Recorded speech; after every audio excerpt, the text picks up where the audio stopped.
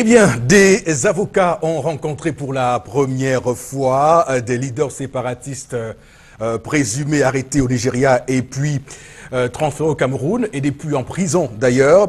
Une information que confirme officiellement et formellement le cabinet conseil Mouna & Mouna qui dit avoir eu accès à Ouktabé et compagnie. On va également dire qu'ils ont été interpellés le 5 janvier dernier. Le cabinet d'avocats annonce de nouvelles rencontres dès ce jour et le début de ce qu'on va dire de la défense des leaders incarcérés de l'Ambazonie. Madame, monsieur, le gouvernement qui, comme toujours, trime et vit dans un manque d'inspiration, puisque désormais la crise anglophone est dans sa phase de plan Marshall, un plan Marshall dont on attribue la paternité au président Paul Biya, et pourtant c'est une pâle copie d'un plan travaillé par les Nations Unies et donc recopié de manière un tout petit peu bizarre par le Cameroun. Donc c'est clair qu'ils sont actuellement en train de collecter l'argent et demain ils seront dans le sud pour collecter de l'argent pour ce plan d'assistance humanitaire que pilote Paul Atanganji. Bonjour et bienvenue. Bon début de semaine sur Equinox Télévision, la chaîne télévision qui vous dit la vérité.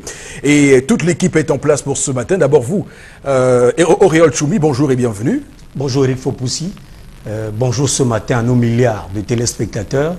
C'est une nouvelle fois la preuve de ce qu'on dit tout le temps sur nos antennes et dans l'opinion publique au Cameroun. On a pour habitude de dire que au Cameroun, on est surpris partout. Et une fois encore, je suis surpris de savoir que, eh bien, on pouvait faire le tour des régions pour collecter de l'argent. Ça veut dire que les problèmes d'ordre infrastructurel qui se posaient, les problèmes de route, les problèmes de réseau téléphonique, les problèmes de santé, il n'y a pas d'hôpitaux à X ou Y endroit du pays, eh bien, on pouvait donc faire le tour depuis 1982. On pouvait faire le tour des régions pour collecter de l'argent et satisfaire la population camerounaise. Donc ce qui n'a pas été fait jusqu'ici, mais pour des raisons, comme on le voit, liées à ce plan Marshall, entre guillemets, du président Paul Biya, mais également les collectes de fonds pour la campagne du président Paul Biya. On voit des gens se parer, se pavaner et montrer combien ils ont de l'argent. Donc je rappelle que les ministres doivent cotiser 2 millions de francs CFA, voire plus pour certains. Également sur le plateau ce matin, Florazé, bonjour et bienvenue. Bonjour Eric Fopoussi, merci. Bonjour à vous chers téléspectateurs, bonjour à vous sur le plateau. Alors, ce matin, dans le cadre de cette émission, bien sûr, lorsqu'il sera 11h passé de 6 minutes, on revient avec l'information buzz sur la toile. Et notamment avec ce drôle de trophée qu'a réussi à décerner les populations de plusieurs quartiers dans la ville de Douassi au total, qui ont donc décerné le trophée, un poubelle d'or, justement, à l'entreprise qui est donc en charge de collecter les ordures ménagères au Cameroun. Et donc c'est leur ras-le-bol, vraiment, avec des ordures ménagères qu'on n'arrive plus à enlever, entasser et autres. Oui. Donc drôle de manifestation, drôle de trophée aussi. D'accord, ouais. Drôle de distinction. Alors Florazé, je dois vous dire ce matin que vous êtes rayonnante. Merci Eric Fopoussi, oui. Merci beaucoup. Également sur le plateau ce matin, Bengan, bonjour et bienvenue. Bonjour monsieur Fopoussi Negou. Bonjour à vos chers téléspectateurs. Je suis autant triste que vous que l'ambassade du Cameroun en Italie n'arrive pas à régler le salaire de ses fonctionnaires. Ils sont seulement 12. Et depuis 7 mois, ils n'ont pas eu de salaire. Cessation de paiement, en fait, ce n'est pas de moi, c'est nos confrères de l'Aide du Sahel qui le disent ce matin. Ils parlent de cessation de paiement. L'agent comptable dit que lui, depuis 2012 qui est arrivé, il veut mettre en ordre. Donc depuis 2012 à aujourd'hui, il n'a pas encore réussi à mettre en ordre dans le jeu. Donc depuis cette année, 2018, ils ne sont pas encore passés à la caisse pour avoir les salaires. C'est bien. D'accord. Alors on va planter le décor de cette émission ce matin, madame, messieurs, avec la première articulation de cette matinée. Il s'agit de l'histoire du jour et c'est l'apanage de Haribel. Bonjour et bienvenue, bon début de semaine Haribel. Bonjour Eric Fopoussi Nebou. C'est Nebou, non? Nebou. Nebou. Il ne faut pas mettre Eric, il faut dire Fopoussi Negou. Bonjour Eric. Bonjour monsieur Fopoussi Negou. Bonjour monsieur Fopoussi Negou. C'est bon? Oui, c'est bon. Bonjour le Père Bonbon. Bonjour. Bonjour Zé. J'enlève Florent. Bonjour Haribel. Bonjour. Bonjour Choumi. Tu n'as pas dit que je suis rayonnante, ne parle plus. Tu n'as pas dit que je suis rayonnante, non, ne parle pas. Toi qui installes la jalousie entre les donc tu veux que non, mais... c'est rayonnante que moi, je ne parle plus, elle va parler. Bon, vous êtes toutes les deux rayonnantes. Non, ne mélange pas, donne ma part, tu vas pas mélanger pour elle. Haribel. Oui. Très belle ce matin. On continue encore. Rayonnante. Encore. Étincelante, éclatante, époustouflante. Excellente. Ah, j'ai le goût de ça. Ça tape ici là. Merci Eric pour pousser. Je me remets quelque chose. Merci pour pousser Négou. L'histoire du jour, Eric. Ah, bon. Je sens qu'elle va aller à l'école. L'histoire du jour, Fopoussi. Qu'est-ce qui se passe? C'est un monsieur qui travaille, il fait le service des cars. Il a l'habitude de passer la nuit au travail. Voilà qu'il est allé au travail, il a eu un malaise, il est rentré chez lui. Il arrive, et puisqu'il a les clés de chez lui, il ouvre la porte. Il entre, il tombe sur sa femme qui est en train de s'envoyer en l'air avec son petit pompier, son amant, chez eux, dans le lit conjugal. Lui, il ne se plaint pas, il reste tranquille, il est serein, il est très calme. Mais, entre-temps, c'est le pompier qui est en train de paniquer. Lui, demande au pompier, non, ne te gêne pas, sors juste, je ne t'en veux pas. Toi, moi, je ne t'en veux pas. Sors. Maintenant, lui, il s'est habillé, le pompier s'est habillé. Au moment de sortir, il a demandé au pompier de sa femme de payer. Il dit, paye-la. Parce que vous avez fini le travail, paye-la. Il est étonné, il dit, non, paye-la. C'est comme ça qu'il se fouille. Il se fouille tout mis. Combien sort? Une pièce de 50 sort. Vous voyez le Jacques, quand vous fouillez, ça sort, il fait comme ça. Il est étonné. Non, le mari a dit, non, donne. Il n'y a pas de problème. Mais ça, il a donné 50 à la femme. Il est parti, non. Le mari, il est lui resté tranquille, il est allé se coucher sur le canapé, il a dormi. Le lendemain, il a déposé la ration, il a fait l'effort de mettre une pièce de 50 francs. Chaque fois maintenant, il dit que chaque fois maintenant qu'il rationnait, il faisait l'effort de mettre une pièce de 50 francs. Une manière, il dit à sa femme que si c'est pour 50 francs que tu me trompes, non maman, ne sors plus toi. Il y a 50 francs à la maison. Il faisait l'effort de mettre 50 francs. Il dit qu'il a fait pendant un mois. Il n'a maudit, hein. Il n'a jamais levé le dialogue par rapport à ça. Il est lui resté tranquille. La femme n'a pas pu supporter. Un mois après, elle est partie. Maintenant, il me raconte une histoire. Il dit que j'ai partagé ça avec les spectateurs. Ils me disent où il a fauté. Donc, vous dites là où il a fauté. Est-ce qu'il a mal fait? Son comportement était mauvais? Qu'est-ce qui se passe? Lui n'a pas lui chasser sa femme. Hein. Il dit qu'il n'a pas chassé sa femme. Elle est partie d'elle-même. Donc, Eric, faut pousser. Voilà l'histoire du jour. Quand tu dis faut pousser, il faut mettre Négou. Faut pousser Négou. Voilà, il n'est pas tombé. Attends, il tape ma tête pour qu'Eric sorte. Voilà. Faut pousser Négou. Voilà. Faut pousser Négou. Bon, c'est important aussi de le dire ce matin sur Equinox Télévision. La télévision qui vous dit la vérité, madame, monsieur, pour ce lundi 25 juin 2018. On met sur la table un sujet très important puisqu'on parle d'adultère, on parle de flagrant délit. Alors, ce qu'il faut savoir, c'est que le Code civil a aménagé le mariage et le mariage a des causes et des effets. Les effets du mariage, comme vous le savez, c'est donc ce partage de la vie commune, et ce partage-là est exclusif entre les deux conjoints. Et lorsqu'une troisième personne, on va appeler un larron, débarque dans cette relation-là, c'est clair que ça peut entraîner donc la cassation donc, du mariage et donc le divorce, autrement dit.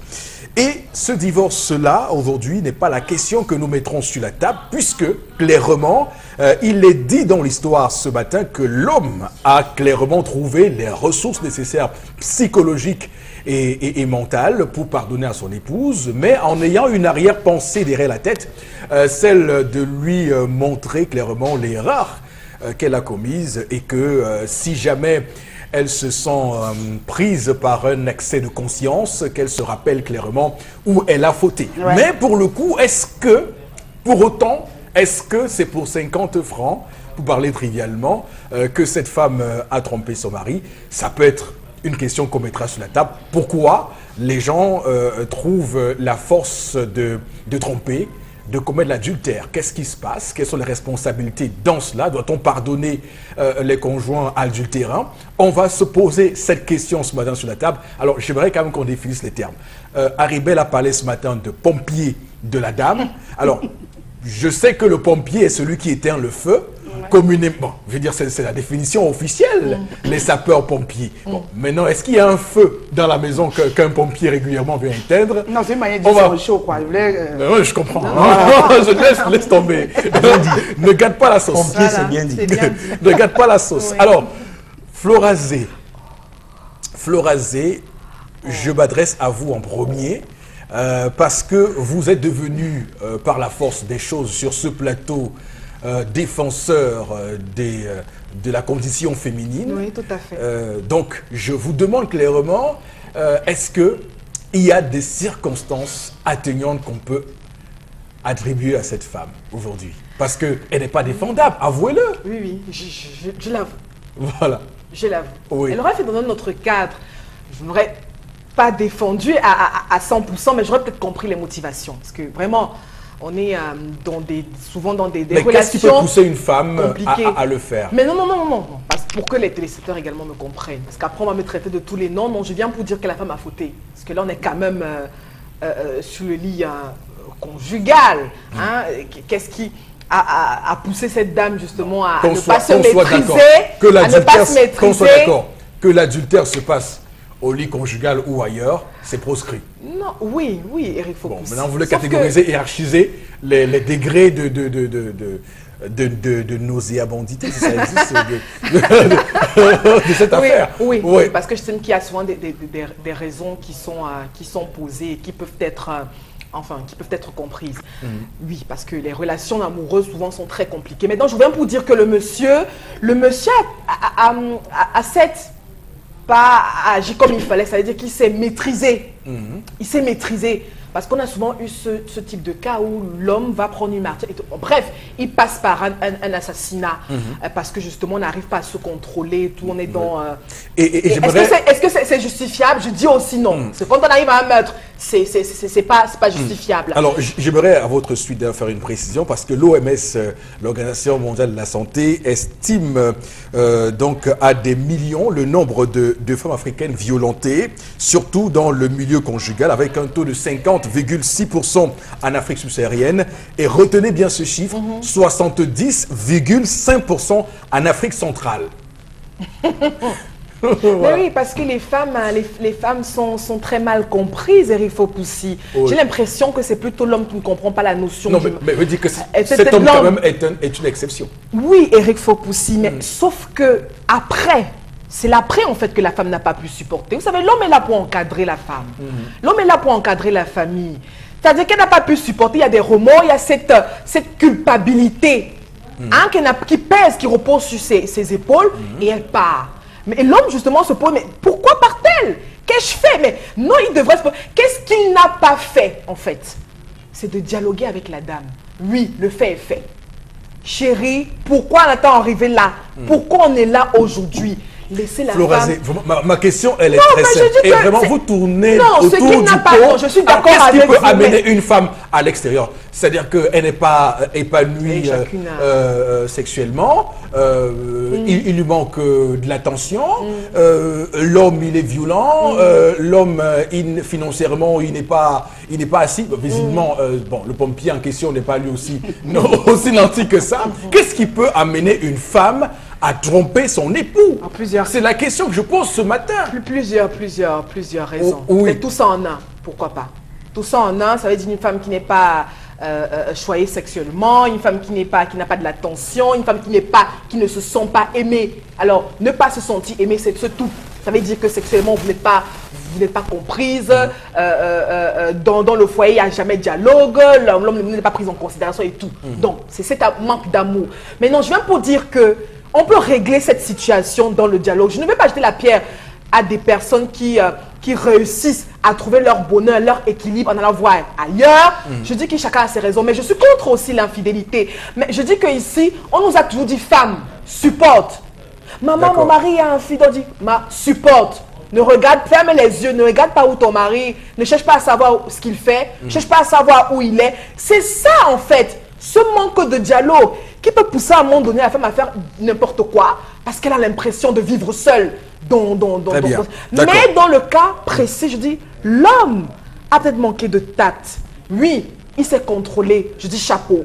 Mais la femme est partie pourquoi? Parce qu'il n'a pas voulu implémenter le dialogue. C'est ça en fait, le dialogue dans tous ses paramètres. C'est ça qui manque au couple. Et c'est pourquoi on se brise, parce qu'il y a manque de dialogue. D'accord, très bien. Alors, Auréole Tchoumé, c'est à vous que je m'adresse. Alors, avant de répondre sur le cas échéant, le cas d'espèce de ce matin, alors, il y a une question qu'on pose souvent trivialement aux gens. Hein. Alors, si vous découvrez votre femme en flagrant délit d'infidélité, qu'est-ce que vous faites? Première question, avant d'avoir votre avis sur le sujet de ce matin. J'ai déjà vécu ça avec une compagne. Avec qui Sérieusement? À Brazzaville, oui. J'ai déjà vécu ça. Et vous savez quelle a été ma réaction? Non. J'ai envie de savoir. Je l'ai dit. Non, sérieusement. Éric Martial Djomo a été médiateur dans cette histoire. J'ai déjà vécu ça. Moi, vivant avec une compagne, je suis rentré un soir, je travaille à Equinox, je suis arrivé à la maison et j'ai garé le véhicule très loin. Oui. Je ne sais pas pourquoi, ce soir-là particulièrement, je suis rentré à pied. Et quand j'arrive, je trouve la porte entrouverte, la porte de la chambre. Oui, il est quelle heure? Entrouverte. Il doit être dans les 21h15 par là, parce qu'il n'était pas encore 21h30. Oui. En tous les cas. Donc, et j'entends des bruits et je guette par le petit trou de la porte et je la trouve avec quelqu'un. Ils avaient déjà fini, parce que le gars avait son Bermuda et elle était en train de porter son soutien-gorge. Alors, j'ai juste toqué à la porte. Je suis déjà là, c'est ce que j'avais dit ce jour-là. Et je suis ressorti. Je suis parti démarrer la voiture pour aller laisser à la station. Après, je suis allé m'asseoir au carrefour, j'ai pris un morceau de porc, j'ai pris un jus et j'ai commencé à manger, à boire. Et je crois qu'il y avait un match du championnat anglais. Un faux match, je regardais. Après, je suis rentré à la maison. Quand je suis arrivé, le gars n'était plus là. Votre maîtrise. Quand je suis arrivé, qu'est-ce qu'elle a fait? Elle a pris les seaux pour puiser de l'eau, elle a balayé la petite cour qu'on avait. Elle a fait, on était dans une mini-cité à cette époque. Elle a fait vraiment le ménage ce soir-là. Et moi, je n'ai absolument rien dit. Je me suis assis, elle m'a servi comme d'habitude mon repas que j'ai mangé. J'ai pris la télécommande et j'ai regardé ma télé. Après, je suis allé me laver, je suis venu me coucher, j'ai dormi. Alors, c'est vrai que je fais une extension à ce que vous dites. C'est vrai que les métiers, il y a des métiers quand même qui offrent des facilités aux femmes d'être infidèles. Et on m'a toujours dit que les journalistes, de par le travail et la charge de boulot qu'ils ont, par exemple, moi je me lève à 4 h le matin pour une émission à 6 h. Donc clairement, je ne suis pas toujours présent. Donc c'est quand même un métier qui est prenant. C'était une parenthèse. Pour mon cas, c'est elle qui vient poser le problème à mon collègue Éric Martial, qui est grand ami. Très proche, voilà. Voilà. C'est elle qui vient poser. Moi, je n'ai pas parlé. J'ai même jamais parlé de ça. Jusqu'à ce que la relation finisse, je n'ai jamais parlé de ça. Pourquoi? Parce qu'à un moment donné, j'ai cherché au fond de comprendre quelles pouvaient être ses motivations. Je n'ai pas compris. Mais j'ai envie de dire à Flora que rien ne peut justifier un adultère du côté de la femme. Je vais vous prendre un cas simple, M. Fopoussi. Je vais vous prendre un cas simple. Lorsque vous partez, votre père vous dit, accompagne-moi à un deuil ou à un événement. Tu accompagnes ton père, arrivé là-bas, il drague une petite. Toi, de ton côté, que tu sois fille ou garçon, tu dis, le vieux là n'a pas changé. Même avec les cheveux blancs, il continue de draguer les petites. Mais quand c'est ta mère, arrivé au deuil, tu te rends compte qu'il y a quelqu'un qui lance les grains de maïs à ta mère, tu es prêt à gâter le deuil. Tu es prêt à gâter la manifestation. Pourquoi? Parce que la mère est le socle de l'humanité. La mère est le socle des valeurs. Rien ne peut justifier qu'une femme trahisse son homme. Je vous dis que si vous n'êtes pas satisfait sexuellement, madame, prenez vos beaux bagages, vous partez. Si vous avez un homme qui ne vous fait pas bien l'amour, si vous avez un homme qui bat sur vous, si vous avez un homme qui ne dialogue pas avec vous, si vous avez un homme qui ne s'entend pas avec vous, vous faites quoi là? Mais monsieur, madame, vous prenez votre sac, vous partez. S'il ne peut pas instaurer un dialogue, vous arrêtez le saignement. Maintenant, l'homme dans le cas d'espèce, c'est d'abord très bien comporté, après il a tout gâté. C'est-à-dire que comment ça? Il a eu la même attitude que moi j'ai eu, à la seule différence que lui il est resté, moi je ne sais pas rester. Moi j'ai préféré sortir et aller en route. Lui il est resté, ok, sois fort. Si tu restes, il a été fort. Mais après, il veut vivre dans une éternelle insulte. Je donne la ration et j'ajoute 50 francs. Ça veut dire que tu n'as pas oublié la chose. Ça veut dire que tu veux te venger. Tu es traumatisé d'ailleurs. Voilà, tu veux te venger. Donc on n'en et parle pas. tu on veux va se extérioriser traumatiser. ton traumatisme. Oui. C'est-à-dire qu'elle doit payer le prix de ce qu'elle a fait. Chaque jour, il faut qu'elle voie 50 francs. Jusqu'à la fin de ses jours. Voilà, pour cela. Non, jusqu'au jour où tu auras choisi de mettre un terme à ça. Donc l'homme a bien commencé, mais il a mal fini. D'accord. Vous avez deux cas de figure. Soit vous réagissez là, c'est-à-dire que vous lui donnez à ce monsieur une bastonnade légendaire, mais encore faut-il que vous soyez plus fort que lui. Et c'est très risqué. À défaut, vous déposez une plainte pour violation de domicile et tout ce qui va avec, infidélité, violation du couvert conjugal, adultère et tout le reste. D'accord. Voilà, soit vous restez Très bien, merci. Alors, mon unique question pour Bob Bengan ce matin, je n'ai qu'une seule question. D'ailleurs, quand ce sujet a été posé, je n'ai eu qu'une seule question pour lui. Bob Bengan, la femme adultérine peut-elle se repentir? Peut-elle? Se repentir. Absolument. Merci C'est ce qu'on attend d'elle. Merci.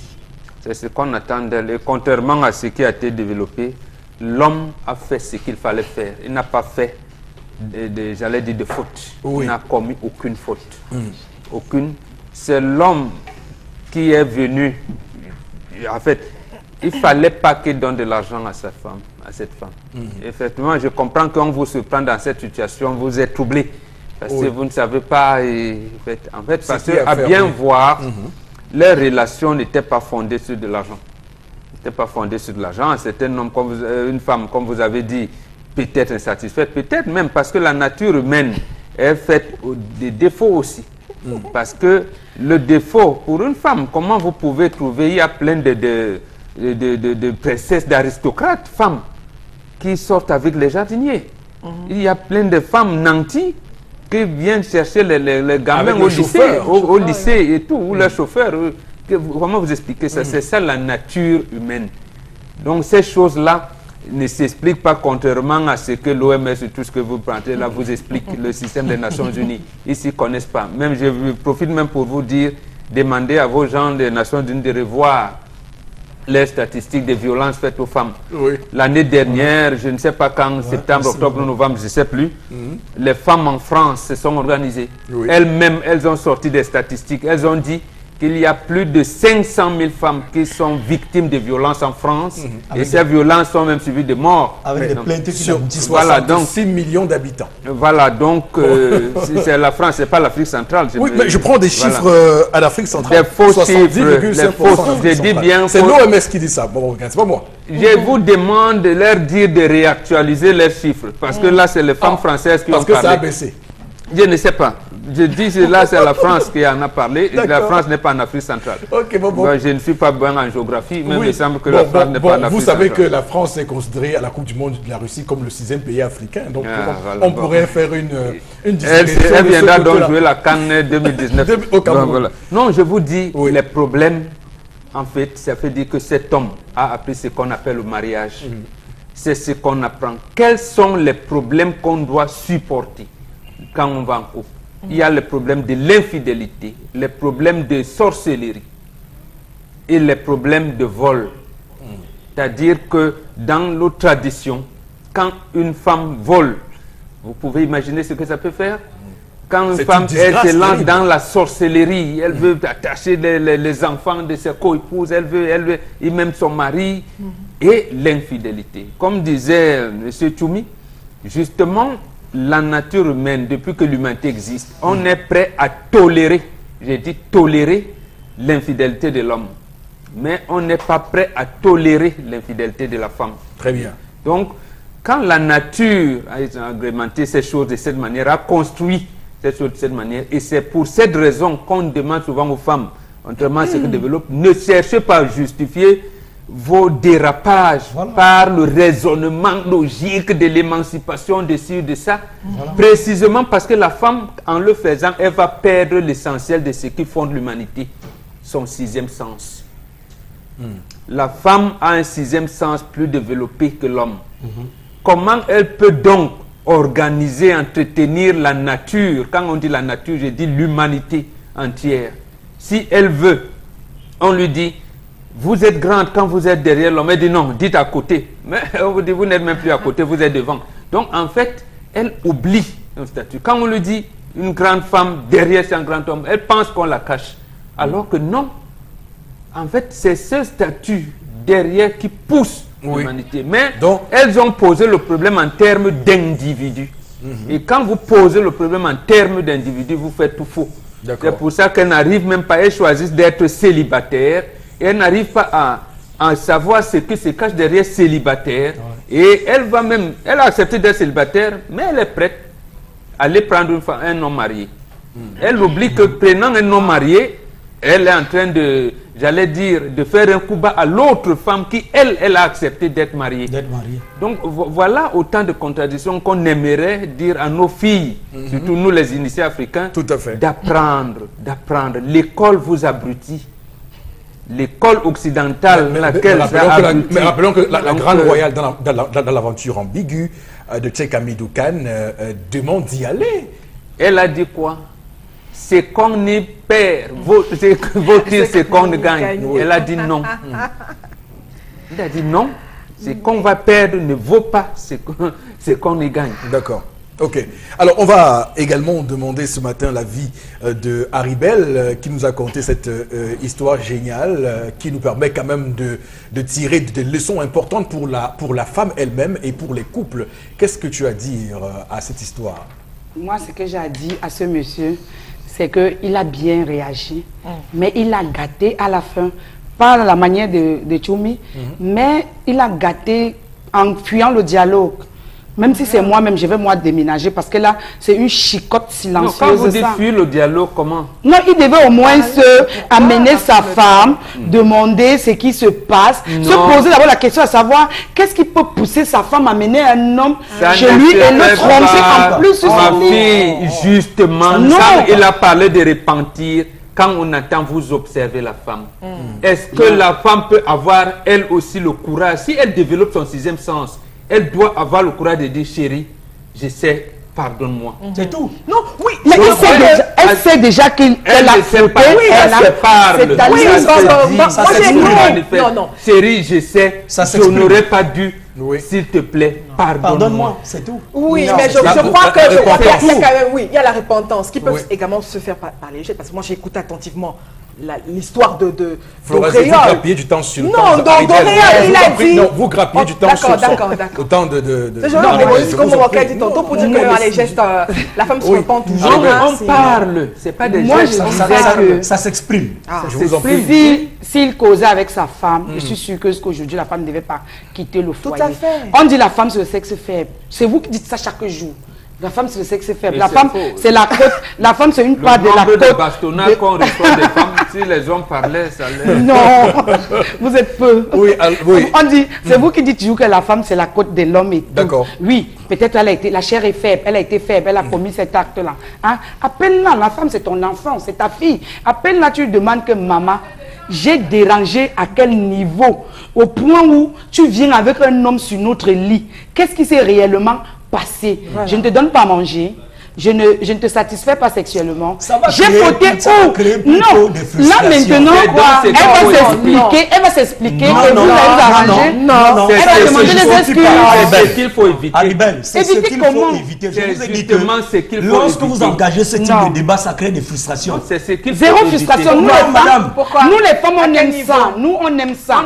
Approchez-nous. On aime les femmes ou pas, on fait parce qu'on construit la société comment? C'est tout. Non, et de deux, faut possible. Et de deux. Bon, vous allez lui dire quoi? Vous les que je t'ai trompé parce que depuis l'autre jour, tu ne me fais plus l'amour. Bon, ok, si depuis deux semaines, je ne te fais pas l'amour, pourquoi ne pas me le dire? Un tas de frustration encaissée pendant plusieurs années aussi. C'est la femme qui doit avouer, j'ai fauté, chérie. Elle a peur. Elle a peur. Elle a peur de l'acte qu'elle a commis. Maintenant, approche-toi d'elle. Les 2006 que tu m'as donné pour préparer avec là, je ne sais pas ce qu'on va nous faire avec. Ça ne peut pas suffire. Ah, quand la femme parle de ça, que de garder, c'est un jour quand il y a des problèmes de garder et plus loin, de garder et d'aller voir le boucher. Non, Tchoumi, quand la femme dit à son mari, chérie, toi-même, même si tu ne descends pas sur le marché, tu écoutes au moins à la radio que le panier de la ménagère a grimpé. Quand tu me donnes 2000 comme ça, c'est pour que je fasse quoi? Tu sais ce qu'il répond. Mais si tu complètes, non. Donc tu vois qu'elle va aller voler. Attention, la boîte de riz coûte combien? L'arachide coûte combien? Hein? Et tu rentres quand tu as fait un bon plat de riz, sauce tomate, tu manges, tu ne poses pas de questions. Mais le jour où tu l'attrapes, tu restes dans ton silence. Non, les hommes. Merci. Posez les questions. Merci beaucoup sur ce plateau à vous, messieurs et dames. Alors, si on a un peu de chance avant la fin de l'émission, je vous raconterai une expérience personnelle. Bien sûr, une expérience personnelle où j'ai appris que ma compagne m'a trompé. Et pas une fois, mais deux fois. Et j'ai été en contact avec les deux hommes qui m'ont arraché cette compagne. Je vous dirai avant la fin de l'émission. Je crois que moi également, je vais donner un témoignage. Avant la fin de l'émission. Trompé. Comme ça, on sera, oui, non, comme ça, on sera. Exclusivité planétaire, comme dit Auréole Choumi. On prend quelques messages avec vous maintenant, Florazé. Alors déjà, on rappelle que au 657 43 61 45, vous pouvez envoyer vos réactions. Alors la toute première ce matin, drôle d'histoire. Le monsieur ne devrait pas mettre la pièce de 50 francs. C'est merveille en Ndoko Tiki qui réagit. Une autre réaction. Je ne défends pas les... Alors, cette femme ne sait pas ce qu'on appelle le mariage. Elle est frivole. Magnifique. Cette femme a un déficit sexuel dans son lit conjugal. Le mari n'assume pas. Alors, d'où ce problème. Le monsieur est grand. Il est très grand et super grand dans sa tête. Ah oui. C'est vraiment le geste d'un homme sage, car le meilleur fouet, c'est le silence. Je ne justifie rien. Il faut que ce garçon se cherche une autre femme. Réaction à Ebolova. Cette femme ne sait pas ce qu'on appelle le mariage, tout le monde est d'accord avec. Ils ont les problèmes dans leur foyer sur tous les plans. Et ce sont les hommes qui finissent par céder. Achille Ndokpasi pense que ce monsieur est un héros, car 80% des hommes auraient mis le feu. D'accord. Je pense qu'il faut dire, quand on dit c'est les hommes qui finissent par céder, non, c'est ce qu'on conseille. Généralement, comme elle a quitté le foyer, généralement ce qu'on conseille dans la tradition africaine, c'est que l'homme part reprendre sa femme. Sa femme. Quand il dit, mais elle est venue, je ne pars pas, la femme sera obligée de parler. Et c'est justement ce qu'on évite. Le repenti chez l'homme peut s'arrêter là. D'accord. Ok, très bien. Alors, il faut également dire au bas de ce sujet ce matin, quand même, que il y a de nombreuses femmes qui, évidemment, souffrent le martyre parce qu'elles font souvent 10, 20 ans de mariage sans jamais savoir ce que c'est qu'un orgasme. Donc, il est également aussi important pour les hommes de comprendre les femmes dans leur manière d'approche de leur rapport avec le... Pas que sur le plan sexuel, Eric, il faut... Non, mais d'abord sur ce plan-là, c'est important. Il y a un nombre incalculable de femmes qui sont frustrées sur ce plan-là. Et de couple, qu'est-ce qu'on conseille donc? Ce n'est pas, si la femme ne parvient pas, ça veut dire c'est la faute à la femme. C'est elle qui ne sait pas amener son mari à... L'homme n'est pas disponible pour ce dialogue. Puisqu'on parle de la question sexuelle, il n'est pas disponible, il ne veut pas écouter, il veut rien. Qu'est-ce qu'on fait? Alors, d'accord, très bien. Alors, vous venez apprendre le mariage auprès des initiés, par exemple, on vous dira. Il faut que monsieur, il faut à ce moment-là que mon partenaire... Non, la femme d'abord, c'est la femme. C'est la femme qui a le sixième sens. Très bien, on aura compris. Madame, monsieur, merci infiniment de rester sur la télévision qui dit la vérité, qui Kinos Télévision. L'émission, c'est 10-12 le Zénith. Voici, comme vous le savez, la colère de Auréole Choumi. A tout de suite.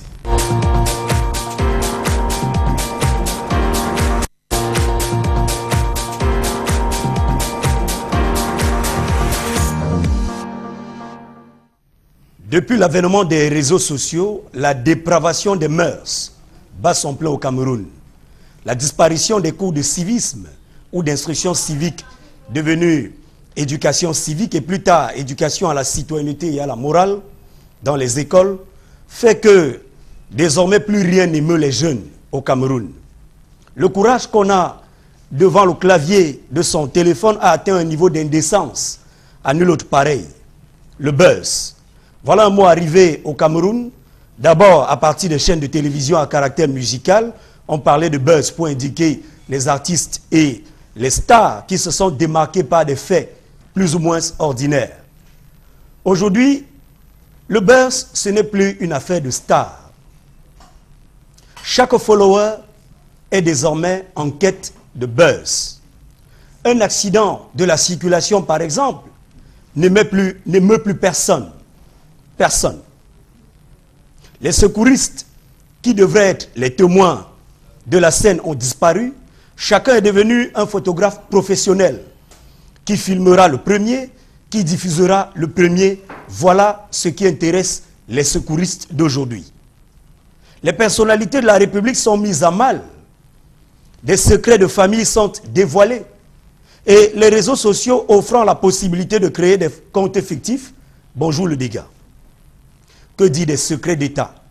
Aujourd'hui, même sous sa douche ou dans le coin le plus secret ou le plus intime de sa maison, un homme d'État n'est plus à l'abri de rien.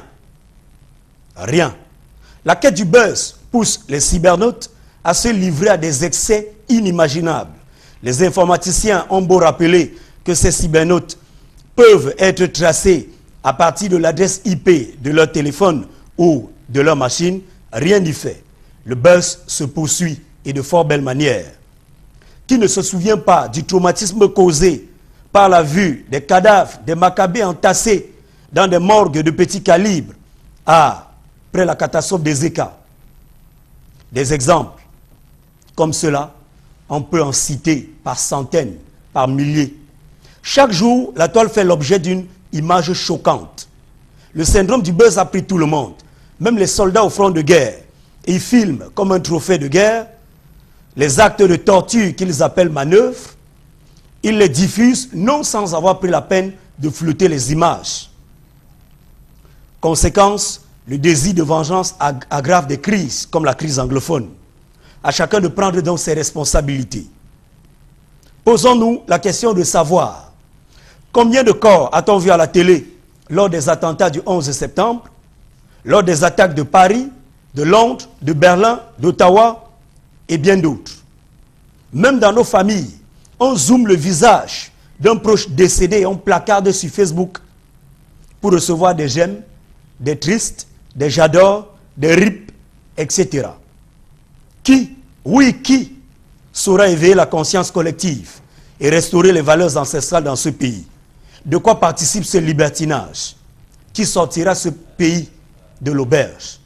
Ce matin, je vous invite à suivre mon regard.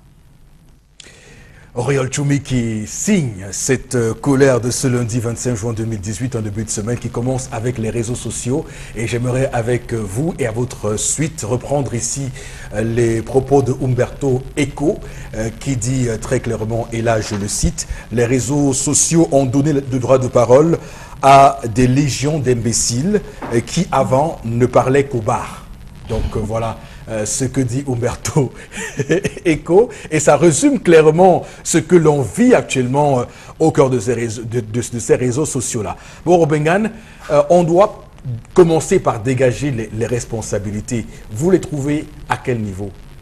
À partir du moment où ce que vous appelez mondialisation a permis effectivement que ceux qui ne parlaient qu'au bar puissent parler au monde entier maintenant, oui, et sans que rien qui ne soit censuré. Oui. Et après, c'est encore vous qui justifiez en disant que non, c'est la liberté d'expression. Malheureusement, quand on parlait au bar, ça s'est limité là. Oui, sans dégâts, sans voilà, casse. Et je pense que tout le quartier ou le village n'était même pas au courant quelquefois.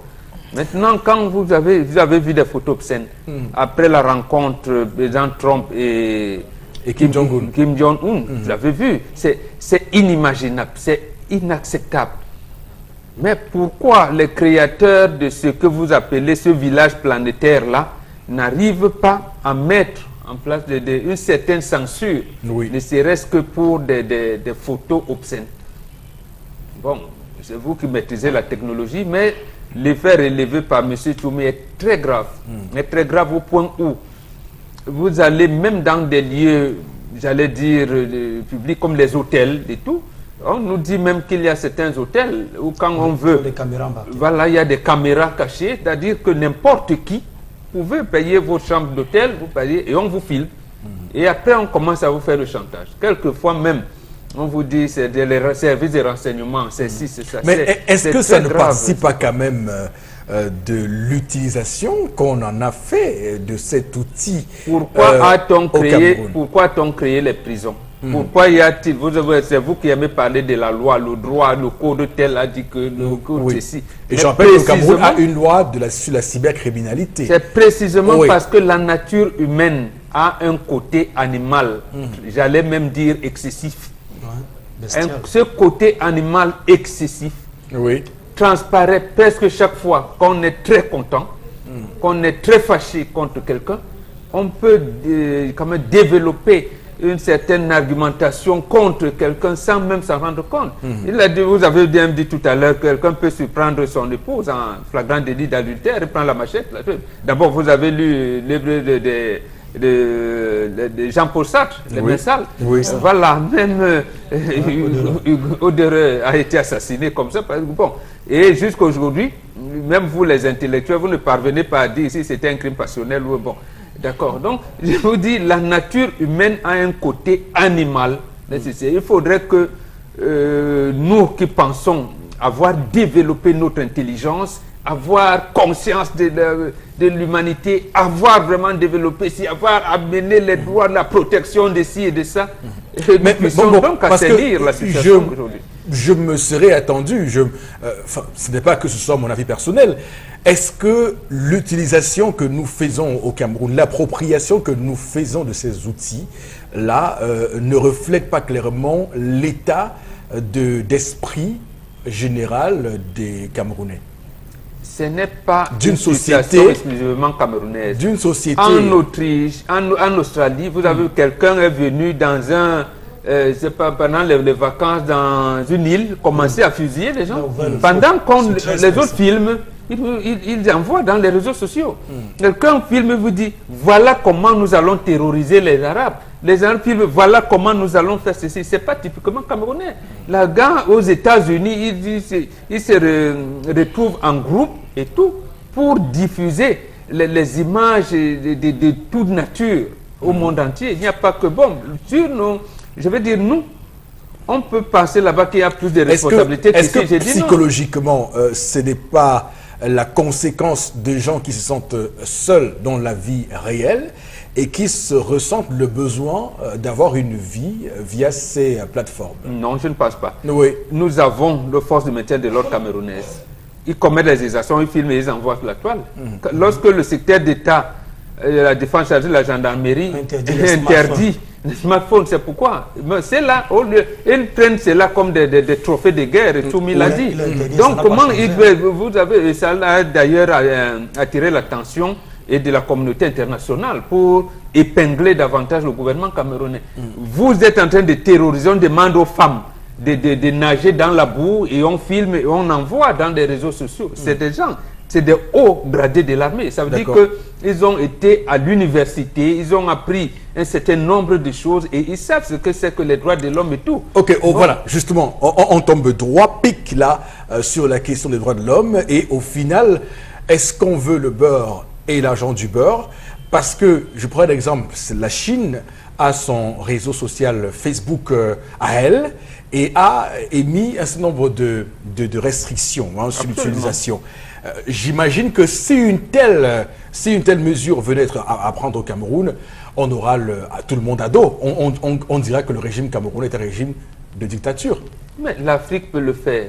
Oui. Le Cameroun a quel moyen? Nous n'avons pas de satellite à nous. Le Tchèque Modibo a demandé ici de créer, voulait créer un satellite pour nous protéger. On n'a pas de satellite. Vous allez faire comment? Parce que la brigade de contrôle cybernétique avait créé le ministre Fam Dongo. Quand il était à la communication, il a bien vu qu'on n'avait pas de moyens de créer. Donc, c'est un gouffre à sous qu'on va mettre là un peu pour grappiller de l'argent. On n'a pas la possibilité de le faire. Donc, j'ai dit, c'est une volonté de nuire que les êtres humains développent en eux. D'accord. Alors, Florazé, doit-on orienter ce sujet ce matin sur la question du pour ou contre les réseaux sociaux? Non. Non, parce que je pense qu'on a toujours besoin de communiquer, hein. C'est-à-dire on a toujours besoin de s'arrimer aux nouvelles technologies. Sauf que je crois qu'on est un peu perdu, en fait, parce que déjà, on amorce très tard les nouvelles technologies. Déjà que même dans notre propre système social, politique et autres, on a du mal à s'arrimer avec les nouvelles technologies. Donc, et les réseaux sociaux arrivent dans un contexte de frustration, de tension. Donc, je suis d'accord avec Bomba. Vous savez que non seulement on est un peu perdu et on a affaire à des personnes qui n'arrivent pas à un moment donné à se contrôler, qui veulent passer un message, qu'il soit bon ou pas, mais qui veulent passer un message à travers justement cette plateforme qui est vue par tous. Et vous l'avez constaté, même si ça a pris déjà une ampleur très importante. On voit même des politiques faire battre campagne sur les réseaux sociaux. On a vu des documents confidentiels se balader sur la toile. On se demande bien justement à travers des fuites. Et on a même le discours du chef. Que le printemps arabe qu'on a vécu au début de cette décennie a été en grande partie dû à la vitalité des réseaux sociaux. Alors que ce soit en Tunisie, même Abdoulaye Wade a gagné ses élections à travers les réseaux sociaux. Oui. Donc, mais sauf qu'on n'arrive pas à se contenir, Eric Fopoussi, parce que justement on est dans un pays où chacun non seulement peut faire ce qu'il veut, et chacun se débrouille, chacun se bat. Et justement on utilise cette plateforme pour passer un message. Ça veut dire que même si le citoyen qui assiste à un accident de la circulation peut-être sait très bien pertinemment qu'en prenant une photo, un selfie de l'accidenté, c'est très mal, mais c'est-à-dire inconsciemment, il se dit, ok, mettre la photo de cet accidenté sur la toile, c'est passer un message peut-être de dire, ok, venez au secours extra et tout. Mais je crois qu'on aurait bien pu appeler peut-être voilà, les secours et tout. Donc on est un peu, à un moment donné, on n'arrive pas à faire le tri des bonnes ressources par rapport à la crise, par rapport aux réseaux sociaux. Okay. Non, je reviens pour dire Vous terminez par là. Oui. Il faut peut-être une prise de conscience personnelle, vraiment personnelle. Je pense que je retrouve un peu je ne sais pas si c'est le bon thème quand le chef de l'État a parlé d'internautes responsables. Voilà, soyons aussi des internautes responsables et autres. À un moment donné, sachons faire le tamis de ce qui peut être posté ou pas, même dans notre propre vie personnelle. Sur les réseaux sociaux. Mais on a également l'impression qu'aujourd'hui, peut-être pas le manque de moyens, déjà que le système n'arrive pas peut-être à encadrer tout ce qui est dit, tout ce qui est écrit et tout ce qui est visualisé sur les réseaux sociaux. Donc, chacun va essayer de faire comme il peut. Donc, à un moment donné, nous, également, les médias, on doit être là peut-être pour censurer, sanctionner et autres. Absolument. À travers cette plateforme. Alors, Haribel, que penses-tu de cette question des réseaux sociaux au Cameroun? Là, moi, je vois que c'est un bon truc. Il n'est pas trop négatif. La preuve, on a la revue des réseaux sociaux. Voilà. Si c'était un mauvais truc, on ne devait pas avoir cette revue-là ici. Donc, ça veut dire que c'est un bon truc. Le problème est qu'on l'utilise mal. Vous voyez, on l'utilise mal. Comme dernièrement, j'ai vu un follower qui a publié la photo d'une grande mère qui est morte aux toilettes du côté d'un Kouloulou. Ce n'est pas bien, il faut respecter oui, il faut respecter les gens, surtout quand ça parle de la mort. Vous voyez, quand vous trouvez quelqu'un qui est mort, sauvez cette personne, essayez de protéger le corps, que de filmer, venir nous mettre. Et ceux aussi qui filment souvent les corps dans les cercueils et ils nous pompent ça. Non, franchement, ce n'est pas tout le monde qui aimerait voir ça, qui aime vraiment voir les corps, surtout quand le corps là ne t'appartient pas. Voilà ce qui énerve sur ça. Mais d'une part, c'est très bien. Parce que moi, quand une information m'échappe, j'entre moi sur Internet, je tape, j'ai les noms des gens là qui ont les groupes là, je tape, je lis. Propre, quand il dit, tu parlais de quoi? Il dit, je parle des réseaux sociaux. Je touche moi que dedans. Je prends moi mes inspirations. D'accord. Comme ça. Même les histoires que je donne, c'est sur les réseaux sociaux. Les réseaux sociaux résolvent beaucoup les problèmes des foyers. Beaucoup de gens maintenant qui ont les problèmes, il y a les pages pour ça. D'accord. Il y a les chéris là qui ont la... Ils posent le problème. Il n'y a pas que du mauvais. Voilà. Donc il n'y a pas que du mauvais là-bas. Ne prenez pas ça mal, mais apprenez à utiliser bien. Tout pour vous au Cameroun, c'est tout waouh, non, quand même. Ok, bon, il faut également dire que Mark Zuckerberg, qui est le fondateur de Facebook, a été tout récemment auditionné au Congrès américain, mais également en Angleterre, je pense, en Belgique plutôt, à Bruxelles, au Parlement européen. Et je rappelle que dans l'histoire, il y avait la question de la confidentialité des données des utilisateurs, parce qu'il y a une maison appelée Cambridge Analytica qui est accusée au Kenya d'avoir manipulé les données des internautes et tout, parce que, vous savez, lorsque vous monter sur Facebook, le fil d'actualité que vous recevez, c'est par rapport à ce que vous dites comme intérêt dans votre bio, dans votre biographie sur Facebook. Donc Facebook peut, à chaque fois, vous envoyer des notifications. Par exemple, sur un candidat, on prend au Cameroun, un exemple au Cameroun, Akeremouna, Joshua Oshi, Cabral Libi, il peut vous envoyer des notes régulières sur Cabral Libi en mettant de côté peut-être des autres candidats. C'est pas assez équitable, on va dire. Alors, Auriel Tchoumi, comment comprendre donc ce problème des réseaux sociaux au Cameroun? Non, je crois simplement qu'il y a à la base une méconnaissance de ceux-là même qui ont libéralisé la chose. Parce que, souvenez-vous, je l'ai dit dans une de mes chroniques ici, c'est que ceux qui dirigent le Cameroun ne savent pas utiliser un ordinateur. Est-ce que vous savez qu'il y a des ministres dans cette république qui appellent le SPU, qui vous appellent que, dis donc, saisis-moi l'affaire si rapidement. Lui, son rôle, c'est de mettre le cachet. Or, quand vous avez... pourquoi est-ce que Yves Landry Etoga maîtrise cette chose? D'abord parce qu'il est jeune, et ensuite, parce qu'il a appris à utiliser cette chose. Carrément une nouvelle technologie. Vous voyez un peu, il s'est déjà arrimé. Et donc, en tant que responsable des gendarmes au Cameroun à travers le 7, il peut mieux organiser l'usage des réseaux sociaux. Maintenant, j'allais aussi dire une chose, c'est que quand on parle de l'adresse IP, c'est quelque chose de très important.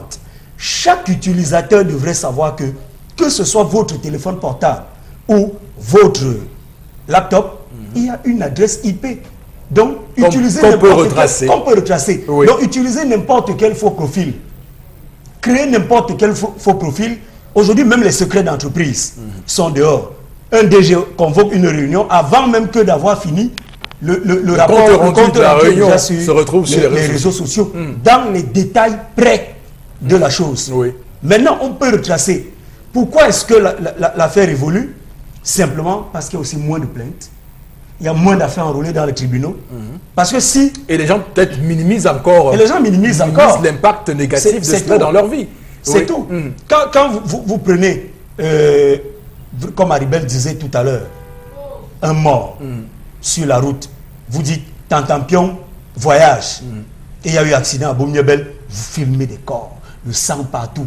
J'ai pris l'exemple tout à l'heure. D'accord, ok.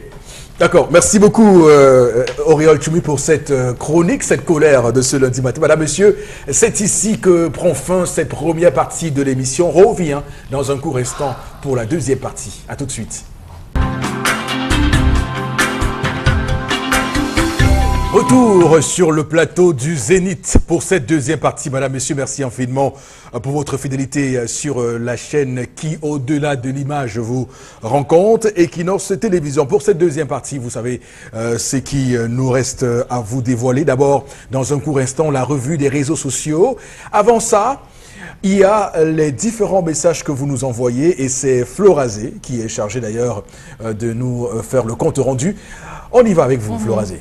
Au 657 43 61 45.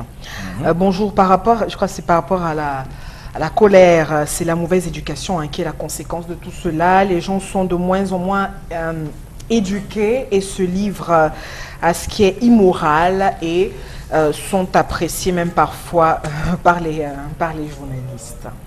Donc le 657 43 61 45 pour nous avoir ce matin. Ouais. Une autre réaction ce matin, si la nature justifie l'infidélité de l'homme, la Bible condamne l'infidélité, que ce soit de l'homme ou de la femme. Si voilà, l'homme ou de la femme, le monde n'est pas totalement traditionnaliste et donc n'obéit pas aux règles totales de la tradition. Peut-être faut qu'on se comprenne bien. Non. Effectivement, on condamne l'adultère de qui que ce soit. Mais la nature, depuis que l'humanité existe, on tolère mal l'adultère de la femme. Ouais. Et c'est pour ça que les Africains qui ont le prix, j'allais dire, qui sont en avance de tout le monde, il est conseillé aux hommes de ne pas parler de l'adultère de leurs épouses. C'est tout. On ne le parle pas, chers amis. Votre femme, vous l'avez surpris, on en a parlé au quartier, on se tait. On se tait. Mais c'est la femme elle-même. Quand on parlait régulièrement de l'adultère de l'homme, elle a pensé qu'elle était oubliée et que l'homme se pavanait. Parce que l'homme aussi ne savaient pas pourquoi la société était organisée. C'est pour ça qu'on vous demande, quand on vous dit revenez à vos sources, c'est la femme, parce qu'elle est frivole, que son comportement social va amener à ce qu'elle, j'allais dire, soit mise en quarantaine ou commence à avoir des qualificatifs indignes. Mais l'homme ne divulgue jamais l'adultère de son épouse. Nous les Africains, c'est ce qu'on nous a appris. Claire. Les hôtels, les motels, les auberges, étaient-ils tous pleins? A-t-elle des enfants dans ce foyer? C'est Charles Aimé qui réagit. Quel exemple pour eux? Donc une femme qui amène son amant dans le lit conjugal a indirectement demandé le divorce. Satisfaction sexuelle ou pas, absolument rien ne justifie le lieu de cet adultère et c'est la plus grande violence faite à un homme. Si le dialogue doit être institué, c'est à la femme de l'initier. Absolument. Que chacun fasse son introspection, voilà, dans cette situation. Je dirais que dans un ménage, le dialogue est mis sur la table par celui qui se sent mal. Dans le cas d'espèce, c'est la femme qui devrait demander pardon. C'est tout. La femme devrait demander pardon à son mari. Voilà, votre réaction. C'est une femme qui a écrit ça. Alors, le message n'est pas signé visiblement, Florazé. Non, le message n'est pas signé. Oui, bon. Autre si. On peut accéder à la thèse de Auréole Choumi. C'est une femme qui est... Si, quand tu pèches contre Dieu, ce n'est à lui qu'il faut... Non, il faut aller vers lui, mais c'est à toi de faire le premier pas pour demander pardon. C'est Cyril à Ebolova qui réagit. Un homme peut tromper sa femme et toujours l'aimer. Mais quand la femme trompe, elle devient un poison. C'est une femme qui a écrit ça. Pourquoi c'est une femme? La femme peut demander pardon aussi et revenir. Pourquoi? Le problème, c'est la frivolité des uns. Bon, je veux poser une question. C'est à vous que je pose la question. Est-ce que l'adultère est une culture? Non. Non. Vous pouvez naître 5 dans une famille et un sort là avec un comportement, j'allais dire, de frivolité, de tout ça, qui n'est pas comparable avec les autres frères et sœurs. D'accord. C'est pas une culture. Non, c'est pas héréditaire. Non. Parce qu'il y a une femme là-bas au quartier, elle marche trop. On évite ses enfants jusqu'à... On dit que ces filles-là vont marcher comme elle. Non, généralement, en fait, c'était pas... Lorsqu'on veut épouser une femme, on veut avoir le comportement de sa maman. Ce n'est pas parce que sa maman lui a transmis ça dans les gènes, mais c'est ce que sa maman lui a transmis comme éducation. Ce n'est pas par les jeunes du tout. Parce qu'il peut avoir les femmes qui sont dans la rue, comme on dit, mais c'est nous les hommes qui allons les chercher, non? C'est nous, quand on dit les prostituées, c'est nous qui allons les chercher et c'est nous qui leur donnons de l'argent. Mais quand une prostituée veut donc sortir de là, il faut qu'elle se répande. On a traité une histoire pareille dernièrement. Mais est-ce que celle-là, elle va transmettre les gènes? Parce que qu'est-ce qui l'a mené dans la rue? Ça peut être une situation inconfortable dans la famille, ça peut être, il y a des raisons variées. Elle n'a pas de gènes de prostitution dans son sang. D'accord. Ok. L'adultère n'est pas une culture. C'est pas une culture. D'accord. C'est une éducation. Florazé. Est-ce que la femme, oui, je continue avec en rappelant que au 657 43 61 45, vous pouvez réagir même sur notre page Facebook 12 Le Zénith. Est-ce que la femme a dit qu'elle le faisait pour de l'argent? Non, il se peut que le mari aussi ne parvienne pas à satisfaire normalement sa femme. Pourquoi donner le même montant que le sapeur-pompier? Il a bien fait en tout cas de ne pas réagir à que la femme... Que l'homme reprenne sa femme. Elle est habituée, celle-ci en sait quelque chose. Ok, alors Auréole Choumi, vous nous faites ce matin le numéro de cette femme qui a écrit là. C'est quand même signé, c'est Pélian. Je ne sais pas si c'est un homme ou une femme. Comment? Pélian. Je ne sais pas si c'est Pélian. C'est un Pélian. Ok. Ça peut être aussi un faux profil. Oh oui, un Pélian. Un pseudonyme. Alors, on n'en sait rien. Merci beaucoup à vous de continuer à écrire dans ce programme au 657 43 61 45. Le temps pour nous, avec Florazé d'ailleurs, de nous rendre à maison consacrée à la revue des réseaux sociaux. Oui, Eric Fopoussi. Et pour ce lundi, 3 informations. La toute première, on parle de la crise anglophone et puis justement avec ces affrontements entre séparatistes et forces de sécurité à Bamenda.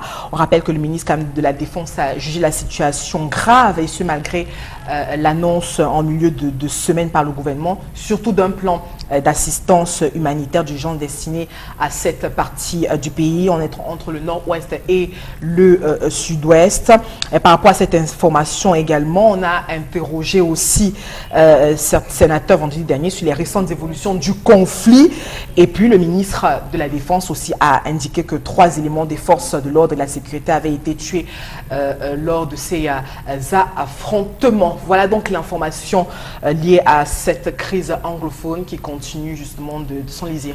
Oui, la crise anglophone qui est clairement dans une phase un tout petit peu compliquée en ce moment, puisque je rappelle que le cabinet Mouna & Mouna, les avocats, donc ont rencontré vendredi dernier les leaders du gouvernement intérim de la République fantôme d'Ambazonie. Donc pour la première fois depuis le 5 janvier 2018, ils ont rencontré des avocats. Il y a également que la collecte des fonds pour le plan entre guillemets Marshall de Paul Biya continue, puisque demain dans la région du sud, Jacques Famendongo, qui est le chef de la délégation du comité central du ADPC pour la région du sud, donc va regrouper les élites de cette région pour une séance publique de collecte. Je prends le terme qui est écrit officiellement, séance publique de collecte de fonds. Alors, donc il y a également que toujours dans cette crise, le ministre des Transports,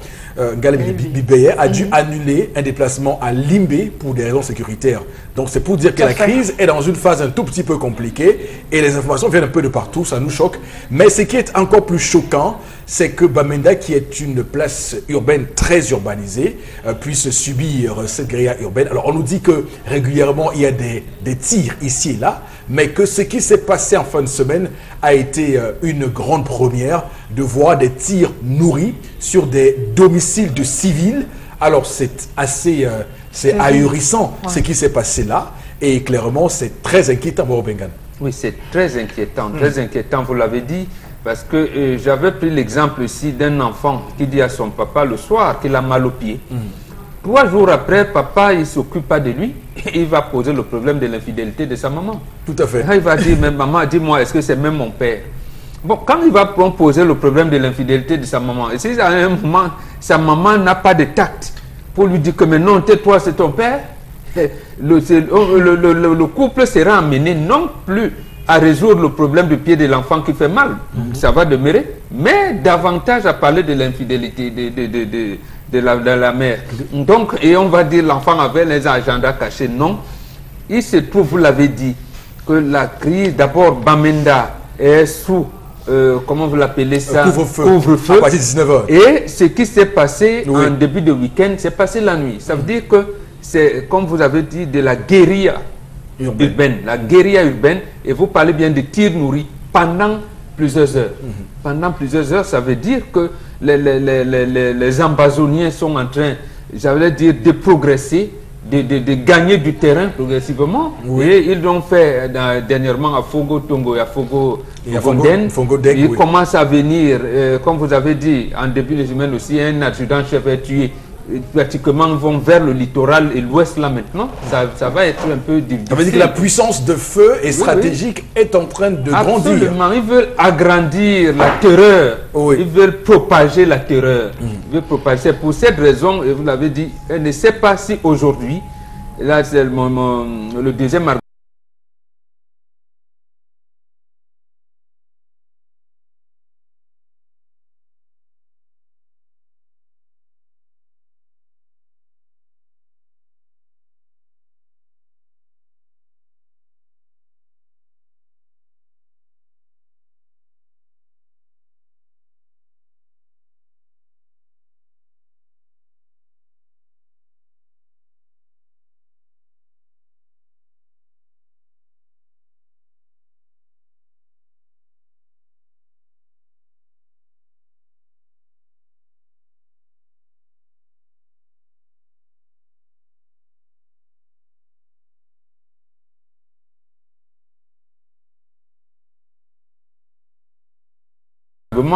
L'autre chose qu'il faut dire, et vous l'avez dit, c'est que le gouvernement, sur le plan Marshall du gouvernement, pour aider ces populations, ça va se déployer comment? Puisqu'on n'a pas la maîtrise du territoire. Nous n'avons pas le couvert des Nations Unies. Oui. Par exemple, que le convoi qui ira donner les vivres aux déplacés internes, je ne sais pas où. Ce qu'ils appellent en droit international un corridor humanitaire peut se créer pour aider donc à cheminer. Comment ça va acheminer tout cela? Et en plus que si on parle de construction, ça veut dire qu'on va construire les écoles, on va construire peut-être les logements, des villages incendiés. Oui. Comment est-ce que ça va se faire? Le génie militaire et tout, je n'en sais rien. Mais la collecte de fonds, j'ajoute que le gouverneur du littoral, apparemment, lui aussi, a commencé à collecter les fonds. Hein. Oui, il est même déjà à 12 millions quelques, alors qu'il n'a pas encore... Je rappelle qu'il y a un grand meeting qui se prépare à Douala ce jour. Voilà. Alors, mais ce qu'il faut dire, Bobo Bengane, c'est que, est-ce qu'aujourd'hui, sur le terrain, le Cameroun a la maîtrise de l'adversaire? Parce que les informations qui nous viennent de là-bas nous disent que désormais, il y a des groupuscules de bandes armées, de bandits, de brigands, qui ont donc établi des territoires où ils font du racket, ils font des enlèvements après demande de rançon. Donc, est-ce qu'aujourd'hui, la situation est telle qu'on peut se dire que Ayoub Tabé et compagnie peuvent être des possibles interlocuteurs dans une négociation? C'est difficile à dire, puisqu'on ne sait pas comment ils sont organisés. Parce qu'on vous dit que c'est des groupes qui ne répondent pas à l'Ambazonie. C'est des groupes qui se sont formés comme ça. C'est possible. Mais c'est difficile. La seule chose que je peux répondre de manière claire à votre question, c'est que le gouvernement ne maîtrise plus son territoire. C'est tout. Le territoire national n'est plus maîtrisé. Est-ce que le ministère de l'administration territoriale qui a l'essentiel, parce que lui, il a les chefs traditionnels auxiliaires d'administration comme collaborateurs. Beaucoup de ces chefs-là ne sont plus dans leur village. D'accord. Ils y sont déportés. Comment va-t-il redéployer l'administration territoriale? Parce que c'est l'administration territoriale qui commence, parce que la santé et l'école, j'allais dire, c'est le privé, notamment les confessionnels qui ont beaucoup plus de centres de santé.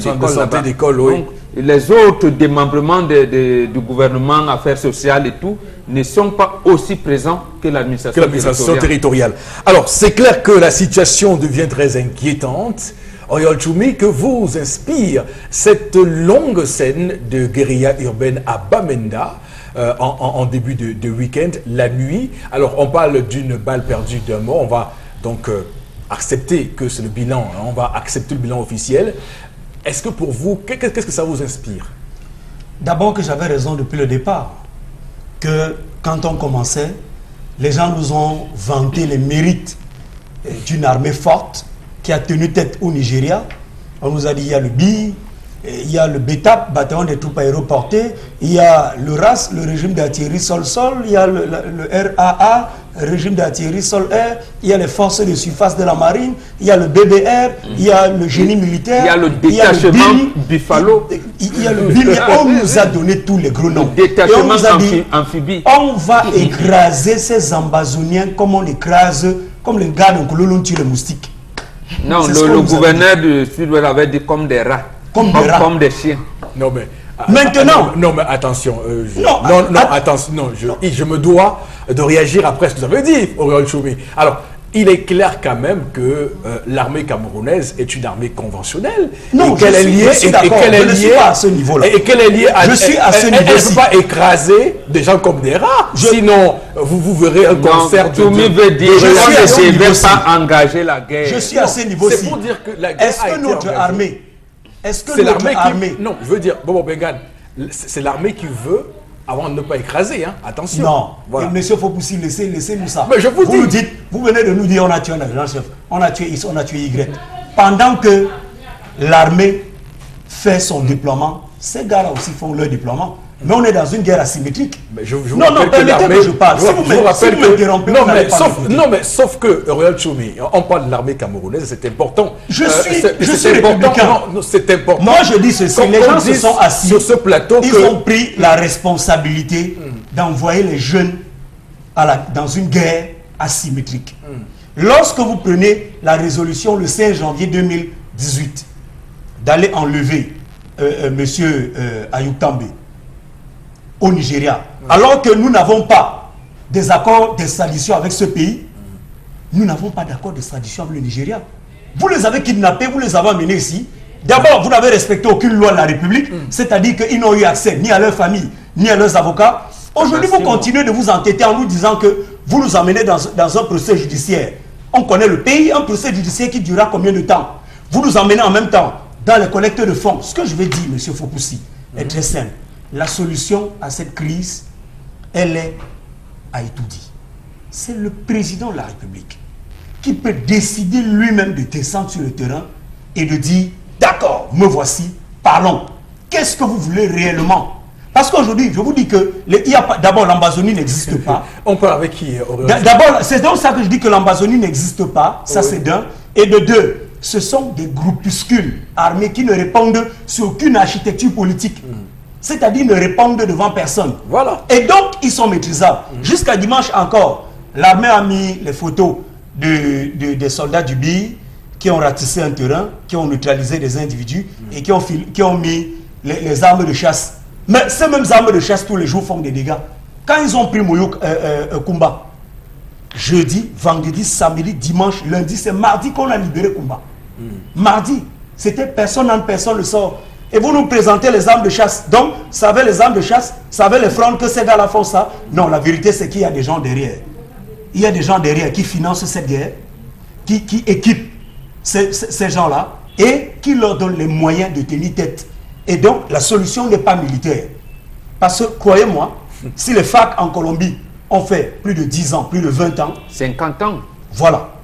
Au Cameroun, ces gars sont partis pour mettre long. Et la solution à cette crise n'est pas militaire. D'accord. De toutes les façons, il faut dire que, et là je reviens sur vos propos parce que je suis obligé de le dire, hein, l'armée camerounaise est face à des gens qui ne répondent à aucune norme.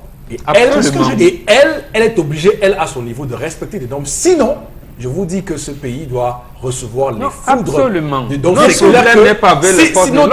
Non, c'est pour dire, pour répondre et dire que si pour l'instant, il y a encore des poches de résistance, c'est pas parce qu'on n'a pas voulu, parce que l'armée a refusé. Non, laissez ça. Non, je vous dis, c'est parce que l'armée camerounaise a refusé. Non, ce n'est pas ça. Vous avez déjà brûlé. Si vous les connaissez, allez dans les exterminer. Donc, c'est clair. Vous brûlez, vous dites qu'on brûle les maisons quand on soupçonne qu'il y a des caches d'armes.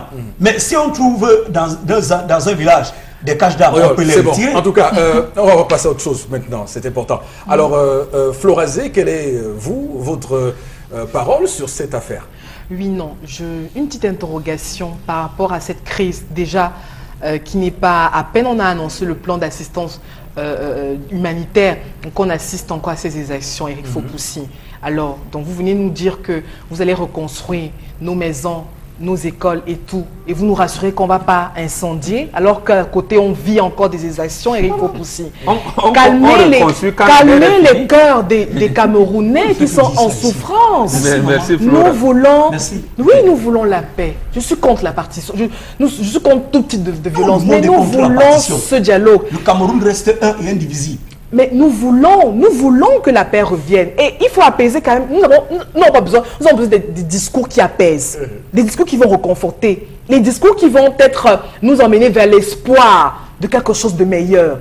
Et là, dans la situation dans laquelle on se trouve, la crise ne fait que s'enliser et on voit le gouvernement qui fait peut-être ses responsabilités. Est-ce qu'on est déjà arrivé à la... Le gouvernement fait tout ce qui est de son mieux. C'est à la ligne rouge. Le premier citoyen de la République qui n'a rien dit depuis le début, qui n'est nulle part, et qui viendra le 31 décembre faire un discours.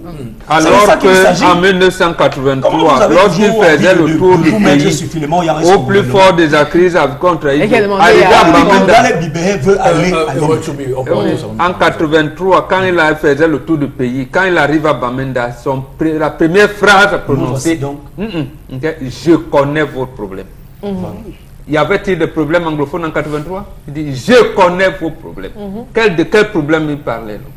Alors, je tiens à dire clairement sur le plateau que le dialogue auquel vous appelez tant les Camerounais, le président Paul Biya, j'ai posé une question sur cette table ce matin et personne n'a répondu. On dialogue avec qui? Parce que je vous dis qu'actuellement, ceux qui font qu'on prenne les armes aujourd'hui ne sont pas une composante uniforme. Comment vous le savez? D'abord, le gouverneur du Sud-Ouest... Les informations que nous avons, les informations qui nous remontent de mes sources, on vous dit clairement que là-bas, il y a des gens qui sont devenus des chasseurs. Moi, j'ai dit qu'on a transformé en... Le 12 octobre 2016. Ils le sont déjà. Est-ce que le gouvernement ne dialoguait pas le 12 octobre 2016? Est-ce que le gouvernement n'a pas rompu le dialogue et les a mis en prison? Alors, est-ce que le gouvernement n'a pas fait une libération sectorielle, sélective? Il a fait une libération sélective. Justement, le gouvernement n'a pas voulu avoir les protagonistes de dialogue. Il a voulu créer une situation floue. Il a voulu créer même les acteurs avec qui il devait dialoguer. Voilà. D'accord. Alors, très bien. Haribel, sur la question de ce qui s'est passé vendredi à Bamenda. Je n'encourage pas la violence, mais je comprends que peut-être ils ont voulu montrer à ceux-là qui ont mis sur pied les collectes là que le problème ce n'est pas ce que vous êtes en train de cotiser là. Absolument. Le problème est ici là. Descendez ici là, non vous attend. Faut pousser. Descends à Bamenda, tu vas voir que ces gens souffrent. J'ai dit à 19h, il n'y a plus rien. Oui, c'est le couvre-feu officiel. Même la mouche. Ceux qui célèbrent leur mariage là-bas sont obligés d'aller à Bouddha ou à Bafoussam faire cela. On leur demande de faire ça au plus tard à 18h. Oui, j'ai dit pour celui qui veut faire une grande soirée, le mariage de ses rêves, il est obligé d'aller à Bamenda ou à Bouddha ou à Bafoussam faire cela parce qu'à 18h, on ne veut plus. On te dit même tu es debout avec une femme, tu es en train de draguer une femme, on vient, on vous prend, c'est comme si vous êtes en train de tisser quelque chose. Donc ces gens sont menacés psychologiquement de telle en sorte que c'est comme s'ils sont plus des Camerounais, franchement. Alors, donc le président Paul Biya, oui, s'il connaît que Bamenda et le Sud-Ouest est dans le Cameroun, franchement, qu'il descende là-bas. Et avant de descendre d'abord, qu'il organise un discours surprise. Qu'il organise un discours, il parle et après il descend. Tu dis, voilà un ministre qui a voulu partir, il y a eu problème de sécurité. Ah, ça veut dire qu'ils connaissent qu'il y a un véritable problème. Ouais. Vous savez que vous connaissez qu'il y a un problème. Et vous avez peur. Et que feront ceux qui vivent là-bas? De un, vous les coupez la lumière, vous les bloquez la route et tout. Ah donc, c'est bien. D'accord. Continuez. Très bien. Alors, Florazé, l'autre sujet ce matin. Oui. Alors, on parle justement de ce casse-tête chinois lié à l'assainissement des autres, enfin, de la ville, hein, des grandes métropoles, Douala et Yaoundé. Alors, il y a donc les habitants de Douala, précisément 6 quartiers qui se sont mobilisés et qui ont donc offert, de trophée, mais un trophée de la médiocrité qu'ils ont baptisé trophée de la poubelle d'or, justement à l'endroit de l'entreprise qui est chargée de la collecte de l'assainissement des ordures ménagères au Cameroun. Près d'une 50aine de personnes, hommes et femmes, et qui manifestent leur ras-le-bol. Hein. Ils disent, ils ont disparu donc la société, nous cohabitons désormais avec moustiques et souris, c'est très grave. Ça, je prends les propos des citadins, et puis on a quand même eu une réaction du top management de l'entreprise qui a quand même tenté de s'exprimer, donner quelques raisons, notamment la croissance démographique. Il a également des métropoles. Il a également pensé aux embouteillages qui ralentissent aussi le trafic, le transport des déchets. C'est pas moi qui le dis, voilà. Et les populations ont donc fait une sorte de marche. 6 quartiers. Après ça, on a à Bépanda, Voirie, on est à Sikakao, Dedo et autres, qui ont donc décidé de s'engager justement à... J'aime beaucoup l'image qui est en antenne. Voilà, poubelle d'or 2018. C'est ingénieux ça. C'est ingénieux. Laquelle? Non, l'image où il y avait... avec les poubelles. Où il y avait le bac... à ordures. Voilà, l'idée même de faire un trophée est bien. Hein. Oui. J'apprécie. Alors, mais sauf que, bon, Bengal, est-ce que c'est vraiment à Isakam qu'on doit s'en prendre? Oui, c'est à Isakam. C'est Isakam qui doit nous dire que l'État m'empêche de ramasser les ordures. Oui. Mais quand Isakam vient nous expliquer la démographie de nos villes, on lui dit, mais monsieur, et les embouteilles, on lui dit, mais monsieur, ce n'est pas ça. Vous pouvez ramasser les ordures entre 22h et 5h du matin, il n'y a pas d'embouteillage à ce niveau, à cette heure-là. Dans des pays sérieux, on ramasse les ordures la nuit. Vous ne ramassez pas les ordures en créant les embouteillages. D'accord.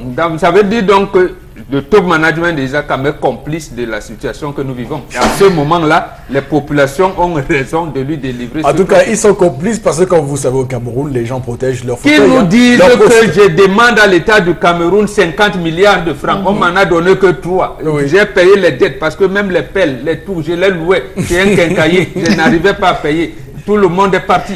Donc il me reste 47 milliards à me donner. Si on me donne ça, je vais résoudre le problème. Voilà, je rappelle que l'État à Yaoundé a fait une fuite en avant et il y a lancé un appel d'offres pour donner de la concurrence à ISACAM là-bas. Je ne sais pas ce qui va se passer à Douala. ISACAM va les amener à Abidjan. Vous ne pouvez pas avoir l'argent de quelqu'un et vous mettez le tout à la concurrence. Mais à moins que le top management veuille négocier là-bas comme ils aiment le faire. D'accord, la Cour africaine de justice. Non, la même, oui, la Cour d'arbitrage. Oui. Aurélien Tchoumi, où se trouve le problème pour vous dans cette histoire? Le problème n'est pas ISACAM. ISACAM est censé ramasser 1400 tonnes d'ordures par jour à Douala. D'ordures ménagères, hein? Même quand vous coupez votre bananier là, ou vous coupez d'ordures solides ménagères. ISACAM ne s'en occupe pas. Mais cette entreprise, depuis un certain temps, ramassait 1600, 1700 tonnes par jour. Oui. Je suis d'accord avec tout ce que Mbongo vient de dire, c'est-à-dire que le top management cache la vérité au peuple. Parce qu'il faut protéger les amis et tout le reste au sein du gouvernement. Les communautés urbaines, parce que c'est l'argument de la communauté urbaine qui se développe. Dans cette affaire, il y a des acteurs, notamment le ministère en charge de l'urbanisme, il y a la communauté urbaine de Douala, mais pas les mairies d'arrondissement, c'est la communauté urbaine de Douala et le ministère en charge de l'urbanisme. Qu'ils nous disent la réalité, qu'ils nous disent la vérité. Je vous ai dit qu'une ville comme Douala, chaque jour à Douala, un nouveau quartier se crée. Chaque jour, aller dans des bois de singes, au fond, là, les gens sont en train de continuer à rembler le marécage pour s'installer. Et tous ces gens-là ont des ordures. Tous ces gens-là produisent des ordures. Et que devrait faire ISACAM? Lorsque ISACAM a fini, seulement depuis un certain temps, on est d'accord qu'il ne ramasse plus les 1400. Il va parfois 1200, parfois 1100, parfois 1000. Mais les arguments évoqués par ISACAM ne sont pas les vrais arguments. L'embouteillage, c'est un contre-argument. Ça n'a rien à voir. D'accord, ok, très bien. Haribel, sur cette question d'ISACAM, cette distinction poubelle d'or. Il mérite. ISACAM mérite cela, puisque depuis on parle, ils nous parlent de la dette. Quand les ménagères parlent, ils parlent de la dette. Entre-temps, nous, on mange les pots de banane qu'on prépare. Donc, on va prendre la banane, on va malaxer avec la peau. On va piler les pommes avec la peau. On va manger maintenant comment? Vous voulez seulement, comme on a dit qu'on recycle tout. Donc, nous, on va éplucher la banane, on va aussi recycler les peaux de ça. Oui. Qu'est-ce que vous voulez? Débarrassez, vous avez accepté, venez vider. C'est même voilà un autre argument que comme nous avait dit ici, que son centre d'enfouissement au génie militaire allait servir à la production de l'énergie. Oui. Voilà. Donc, prenez ici, le problème c'est l'État. Vous connaissez leur bureau, non? Ramassez, allez déposer à montrer comment ça sent. Libérez-nous. Nous, on n'a pas nous un problème. Quand nous, on épluche nos pots de banane, on doit aller jeter dans le bac à ordures. Si l'État vous doit, ramasser, aller déposer devant les portes. Ne nous donnez plus les maladies. D'accord. On souffre déjà trop. Ok, Haribel. Alors, Florazé, la dernière information ce matin, je vous en prie. Oui, Eric Foposi, nous parlons de cet accident de la circulation. Oui. Une équipe d'Alpha Beta record des victimes donc depuis ce week-end, en tout cas sur l'axe Douala-Yaoundé. Je rappelle, on avait dans cette voiture Salatiel qui est un producteur, Mr. Léo également. La bonne nouvelle, en tout cas, c'est qu'il n'y a aucune perte en vie humaine lors de cet accident pour ce week-end. Donc, les faits se sont produits dans la nuit, on le rappelle, non loin de la ville d'Edéa. Et puis, quand même, sur son post Instagram, Salatiel l'a notifié. Mais le matériel, les personnes sont vivantes. Le matériel est encore bon et du forme. Donc, Dieu soit loué, on le dit. Donc, ils ont réussi à le sortir sain et sauf de cet accident très violent. Vous voyez le véhicule, ils ont donc franchement ils ont été pris par un camion qui fait sa course folle, mais qu'à cela ne tienne, qu'on retient qu'au cours de cet accident, on n'a eu aucune perte en vie humaine. Ça, la Mr. Léo sont bien en vie et le matériel également qu'il transportait. Il revenait d'un concert dans la ville de Yaoundé. Alors, la question qu'on se pose ce matin, c'est encore cette route accidentogène, fortement accidentogène, qui est l'axe Douala-Yaoundé national numéro 3, soit dit en passant, et qui est plus une piste qu'autre chose. On a lancé des campagnes de prévention routière. On ne sait pas où on en est. Les gendarmes sont souvent le plus à faire le record des 25 000 qu'ils collectent sur nos routes le week-end. Alors, c'était les buissons et... Oui. Alors, quand je vois le choc de cette voiture, c'est une voiture qui semblait être en allure, là, parce que c'est pas une voiture qui roulait à 60. Donc là, c'est vraiment... Donc du coup, on ne sait pas trop ce que l'État fait pour réduire ces conduites, ces excès de vitesse sur nos routes. Vous l'avez dit, non? Oui. L'État collecte le nombre d'argent. Le ministre Bokaou venait de partir, il a dit que la prévention des accidents a produit 2 milliards et demi. On s'est posé la question de savoir s'il était venu en route pour collecter les milliards. Il y a déjà les postes de péage. Oui, tout à fait. Donc, oui. Bon, depuis 2011, le Cameroun caracole en tête des pays les plus meurtriers de la zone franc. La moyenne, c'est 1400 morts par an. Vous comprenez, Rifopoussi. Donc, vous avez un pays qui n'a rien compris à rien. Dans tous les pays du monde aujourd'hui, je parle même de l'Afrique notamment, pour résoudre la question des accidents de circulation, on est passé à la sécurité routière. Le Cameroun a encore la prévention. C'est-à-dire que la sécurité routière, on est à une phase plus pratique, c'est-à-dire qu'on développe, on crée, on construit des infrastructures qui s'adaptent. On protège même le parc automobile de l'État. Je vous rappelle que même Idriss Déby Itno au Tchad a dit qu'à un moment donné que les véhicules vendus, les véhicules ne devaient plus partir du Cameroun pour le Tchad. On devait vérifier l'âge du véhicule et tout. Allez voir l'hôtel Lundé, voir les véhicules qu'on importe. Allez regarder l'état de la route, où tout un ministre vient parfois avec des colonels se mettre en route, un général vient pour faire des prélèvements de 25 000 francs aux citoyens. Sur quelle route? Mais eux, quand ils passent en bas à la route, on empêche les gens de passer, eux ils circulent librement, mais après toi tu vas sur quelle route? Où au moins de virages tu n'as pas de visibilité. Le Cameroun, il est temps, il y a un fonds routier au Cameroun. Vous n'entendez jamais parler. Le fonds routier, il y a des gens qui travaillent là-bas, qui sont payés, qui ont leur salaire tous les mois. Il y a même la Conaroute, n'oubliez pas. Voilà. Il est temps de passer à la sécurité routière. Et la sécurité routière, c'est largement au-delà de la prévention. La prévention, on est encore très loin derrière. Continuez de récolter 25 000 francs aux gens. Et je vous dis pour sortir que quand vous prenez 25 000 francs à un conducteur, ce que la loi interdit d'ailleurs, parce que la loi précise clairement, ces 25 000 francs, c'est de l'arnaque. Celui qui a son texte de loi ne paye pas. Puisque quand on vous amende, vous pouvez aller payer au trésor. Bien sûr. D'accord? Donc quand on vous prend en route, on dit payer 25 000. Aucun texte de loi n'a été légiféré au Cameroun ou promulgué par le chef de l'État. Et donc quand on prend 25 000 francs à un chauffeur sous le fallacieux prétexte qu'il roulait en allure, vous contribuez davantage à saquer son moral. Il roule maintenant en pensant à ces 25 000. Je n'ai pas pris ça comme ça. Il ne voit plus la route, il voit. Vous venez l'arnaquer. Vous venez lui prendre 25 000. C'est très original ça quand même, bien sûr. Et c'est vrai, parce qu'une personne peut débourser 25 000 à contre-cœur est une personne très dangereuse au volant. C'est clair. Alors, Haribel, sur cette question, qu'est-ce que tu vas nous dire? Ouais, je vais souhaiter beaucoup de courage aux artistes. Et leur dire aussi que ça peut être une inspiration. Comme Léo a chanté d'abord, pauvreté, il a chanté quoi là? Pauvreté, tu ne me connais pas. Pauvreté, je ne te connais pas. Maintenant, chante que sorcellerie, je ne te connais pas. Oui, ça ne vit pas avec toi. La sorcellerie, oui, l'accident là. Tu vois, au Cameroun, on fait l'accident pour rien. Moi, les gens. Une voiture qui a fait 3 tonneaux et qui roulait. Est-ce qu'on fait l'accident pour rien au Cameroun? Même quand tu bois, ça rate ta bouche, ça se verse sur ton cœur. C'est pas pour rien. C'est mystique. Chanter mystique, je ne te connais pas. C'est mystique. Voilà, c'est très mystique, hein, Mr. Léo. Donc il faut chanter mystique, je ne te connais pas. Mystique, oh, je te connais pas. Ça, c'est l'inspiration que je te donne. Et le jour que je vois ça dehors, tu payes les droits d'auteur. Ok, très bien. Et on va également dire à ces gros porteurs qui se comportent également de manière souvent vandale sur cet axe Douala-Yaoundé également de faire attention et même dans à ce qu'ils font. Et même dans les villes. Monsieur Fopoussi, dans les pays développés, les gros porteurs ont leur route. Oui. Pourquoi est-ce que toutes les routes de Douala sont déjà cassées? Pourquoi la route de Niala-Japoma est déjà cassée? C'était le plus bel axe routier de la ville de Douala. Allez regarder la route de la El-Faselou. Oui. C'est aujourd'hui en train de se dégrader. Pourquoi? Parce que c'est la route des gros porteurs. Monsieur Fopoussi, dans les pays développés, les gros porteurs ont leurs axes routiers.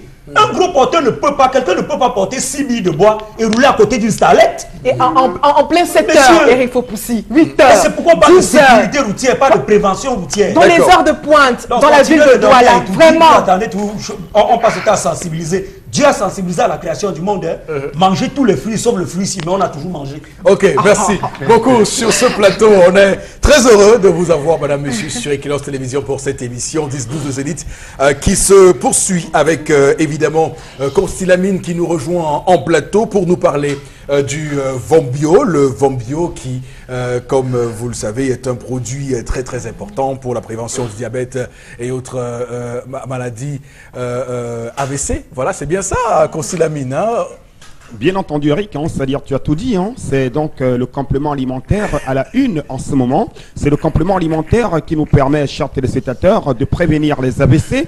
Il vous permet également de réguler le taux de cholestérol dans le sang. Il vous permet de réduire naturellement la pression artérielle. Le Vombio Oméga 3 que voici, bien entendu, hein, vous permet également, chers téléspectateurs, il faut le rappeler, hein, d'être à l'abri, bien entendu, de cette maladie liée au vieillissement, telle que l'Alzheimer. Également, tout en rappelant nos amis diabétiques qui nous regardent en ce moment, nos amis diabétiques qui nous écoutent en ce moment. C'est donc l'occasion plus que jamais de consommer régulièrement l'oméga 3 parce que ce complément alimentaire que j'ai entre mes mains vous permet bien entendu de réduire les complications du diabète. Plus besoin de dépenser des centaines de mille quand on aura un AVC, bien sûr, plus besoin de dépenser des millions quand le diabète va se compliquer. Pour éviter le pire, n'hésitez surtout pas de contacter bien entendu notre point de vente qui est situé du côté d'Aqua, en face du Palais d'Ika. Question d'acheter votre Vombio Oméga 3 au prix de 5 000 francs pour une boîte de 30 gélules. Oui, je rappelle, c'est 5 000 pour une boîte de 30 gélules. Les numéros de téléphone s'affichent au bas de l'écran. Ceux qui n'ont pas le temps de venir du côté d'Aqua, en face du Palais d'Ika, il est question tout simplement de nous appeler et de passer votre commande, quel que soit où vous êtes.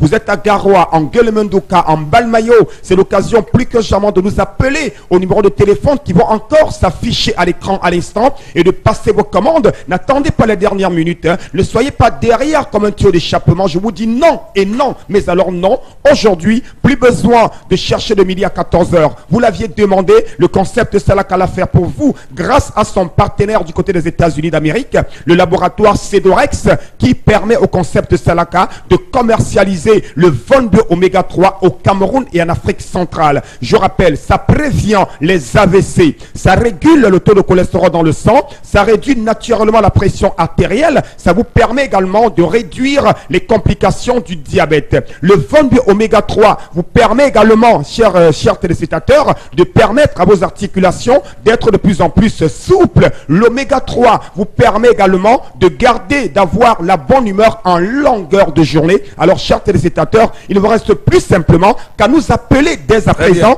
et de passer vos commandes au numéro qui s'affiche au bas de l'écran. Et ceux qui sont du côté de Douala, le point de vente, c'est à Aqua, en face du Palais d'Ika, au magasin 1001 tapis, ouvert tous les jours de lundi à samedi à partir de 8h30. C'est bien entendu le point de vente par excellence du concept Salaka. Et c'est dans ce magasin que vous retrouverez ce complément alimentaire qui est une véritable solution pour prévenir les AVC, pour réduire les complications du diabète, pour réguler dans le sang et surtout de vous permettre d'avoir des articulations de plus en plus souples. Et je ne saurais partir, Eric, s'il te plaît, sans dire merci à une dame qui est une grande cliente du concept Salaka. Elle est du côté de PK12. C'est Mme Fonkwala qui est également une consommatrice du Vombio Oméga 3. Merci à vous, Mme Fonkwala, du côté bien sûr de PK12. C'est à Douala au Cameroun. Merci beaucoup, Constilamine. Merci, Eric. Égal à lui-même, hein, comme toujours. Voilà, monsieur, l'émission se poursuit. Voici Interpellation.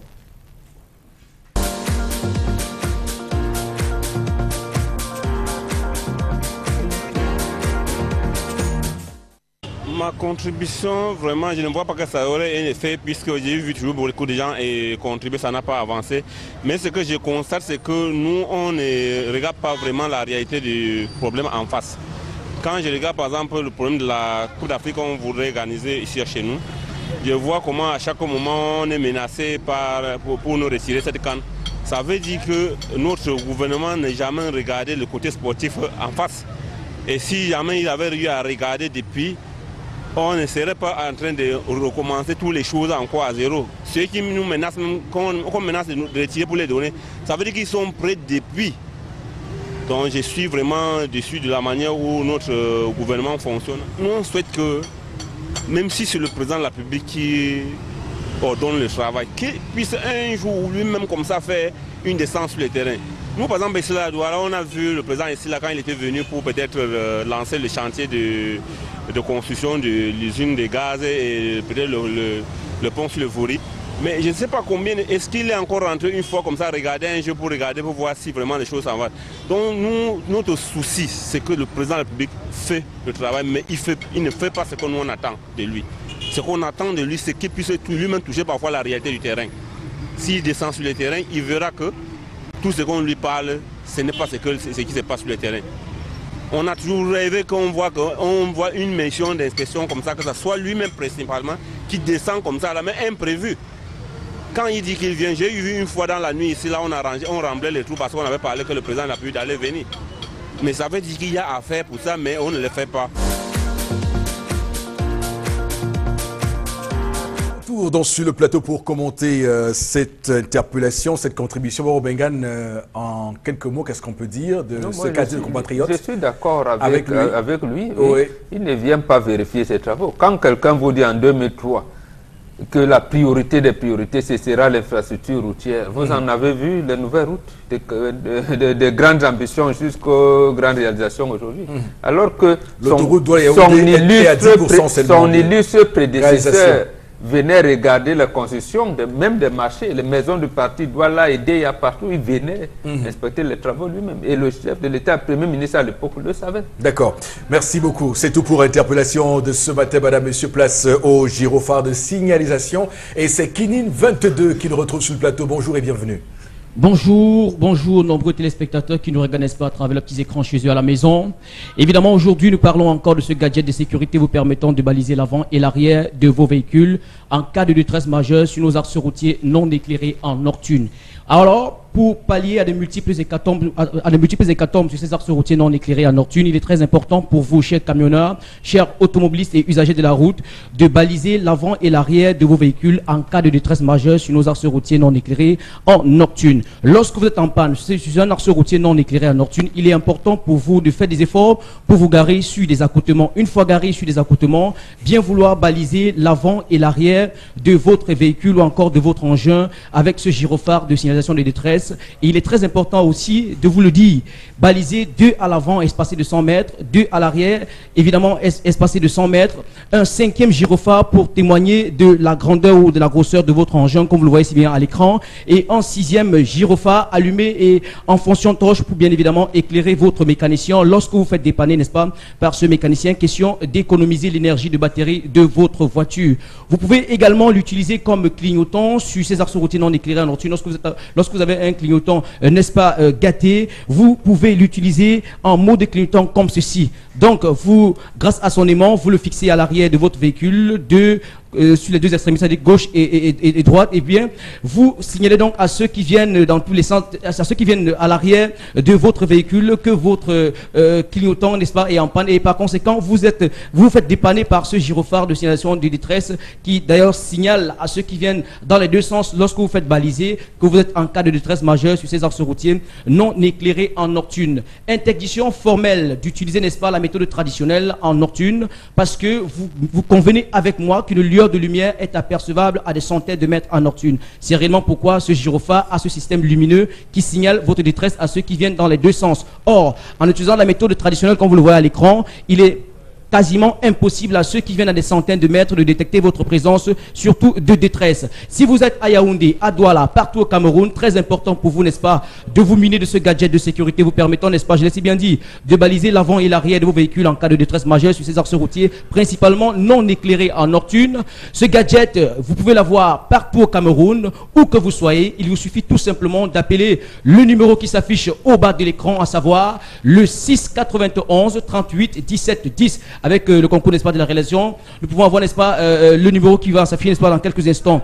Le 6 91 38 17 10, je l'ai si bien mentionné, c'est le contact téléphonique pour nous joindre, n'est-ce pas, ou encore pour joindre le service commercial de ce gadget de sécurité, et vous serez livré partout au Cameroun, où que vous soyez. Il ne coûte pas cher, il coûte juste la modeste contribution de 5 500 francs, et bien sûr, partout au Cameroun, vous serez livré. Je m'adresse personnellement aujourd'hui encore à ces chauffeurs de semi-remorques, à ces chauffeurs d'engins lourds, à ces chauffeurs de bus d'agence, à ces patrons d'agence. Il est très important pour vous d'acheter ce gadget parce que nous constatons que lorsque nous sommes en voyage, n'est-ce pas, nous empruntons nos axes routiers non éclairés en nocturne, les voyages de nuit comme nous le disons souvent, lorsque le bus se gâte en plein chaussée, il est quasiment impossible pour le chauffeur de signaler ce cas de détresse à ceux qui viennent à l'avant ou à l'arrière de lui. Donc, très important pour vous, chers patrons d'engins, d'acheter ce gadget de sécurité pour bien sûr donner à vos chauffeurs pour davantage sécuriser votre véhicule ou encore sécuriser votre propre chauffeur. Merci encore de faire confiance à ce gadget de sécurité qui vous met en sécurité, je l'ai si bien mentionné. C'est le gyrophare de signalisation de détresse. Voilà. Merci. Le gyrophare de signalisation avec Kinin 22 sur Equinox Télévision. 10-12, le Zénith, ça se poursuit avec les messages avec Florazé qu'on va retrouver pour ces différents messages. On va peut-être prendre quelques-uns sur les sujets que nous avons abordés sur ce plateau, Florazé. Oui, Rifo Poussi. Oui. Alors, Paul Alimbe réagit. Si vous dialoguez avec ceux qui ont pris des armes, vous leur donnez un certain statut auprès de l'ONU, selon le droit international, et donc un bouclier leur sera accordé. Donc, revoyons la géopolitique mondiale. Mais le gouvernement colombien a bien dialogué avec les FARC. Et tout le monde a eu un prix Nobel de la paix. Le président colombien a eu un prix Nobel de la paix. L'essentiel, c'est qu'un seul centimètre du Cameroun ne doit pas être cédé. Même si c'est un Camerounais qui le souhaite, on lui dit, monsieur, vous ne pouvez pas. Vous ne pouvez pas, c'est encore mieux. Encore faut-il savoir qui sont ceux qui contrôlent ces terroristes. Voilà. Je vais lire un message d'Abdoulaye qui dit que pour qu'il y ait déclaration d'adultère, en l'islam, pour qu'il y ait déclaration d'adultère, il faudrait 4 témoins, donc pour dire que le monsieur devrait tout simplement appeler 3 personnes au lieu de déposer 50 francs CFA, de l'insulter enfin voilà, au lieu de déposer 50 francs, de l'insulter envers sa femme, et personne ne peut supporter le silence, surtout dans un couple. Alors, laissez-nous qui viennent des églises. Alors, j'entends des gens dire que... J'entends des gens dire qu'ils attendent mon expérience annoncée en tout début du programme sur l'histoire du jour. Si j'entends des gens se lance, je me lance aussi. Pour dire quoi? Oui, ça serait une autre... Oui, commençons par vous. Allons-y. Non, vraiment. Moi, je ne suis pas là pour exposer mes propres... Non, commençons par vous. C'est pour vous stopper. C'est pour vous stopper. Par vous, Florazé. Non, moi, je veux son expérience. Je réclame. Moi, je veux l'expérience islamique de l'islam. L'expérience musulmane, laissons les expériences musulmanes. Ceux qui sont musulmans le font. Ceux qui sont chrétiens, ils ont leur expérience. Nous sommes africains. Ces deux religions-là sont importées. Donc, vous ne voulez pas... C'est comme vous êtes occidentalisés. Vous nous venez avec les méthodes occidentales. Donc, l'Afrique va donc se déterminer par l'islam, le christianisme et l'Occident. Mais non, nous avons... On n'a pas dit non, mais qu'est-ce que nous alors, en tant qu'Africains, nous... Qui ne viennent pas dénigrer aussi... Oui, non, mais sérieusement, et ce que j'ai à dire va dans le sens de ce que Bobo a dit sur l'histoire depuis le début, parce que par coïncidence heureuse, ça s'est rapproché à ce que j'ai vécu d'ailleurs, et je l'ai promis, puisque j'ai eu une compagne dans ma vie qui effectivement a été donc une femme adultérine, comme on le dit, et justement la réaction de cette femme a été celle évoquée sur ce plateau par Boro Bengan.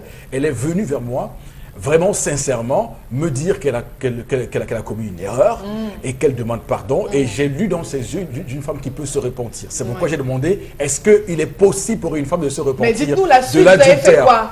De l'adultère. Et après, Non, mais Vous j'ai avez fait quoi? pardonné. Mais j'ai pardonné et tout s'est Donc vous passé. êtes ensemble Mon au statut, jour d'aujourd'hui. mon statut bien sûr. de Mbombok depuis un certain temps, Oui. depuis des années, m'amène à vous confirmer qu'il y a des femmes Oui. qui se répandent. Qui se Oui, répandent. d'après, on n'a pas eu la femme L'expérience prostituée des ici. aînés, Oui. des aînés aussi, dans le but en Afrique, ils se répandent. Voilà. Tout comme les hommes aussi. C'est pour cette raison que, laissez-nous l'islam, le christianisme et tout, en Afrique, Ce sont des on ne croyances. dévoile pas l'adultère de sa De femme. sa femme. Oui. On ne dévoile là pas. là. Même si votre femme a peu quoi. La seule personne, lorsqu'elle exagère, c'est votre maman et sa maman. Oui. Si elles vivent encore. Si elles ne vivent pas, vous procédez par ce que cet homme a fait. Est-ce que c'était l'argent? Bon, il vous a donné 50 ajoutés.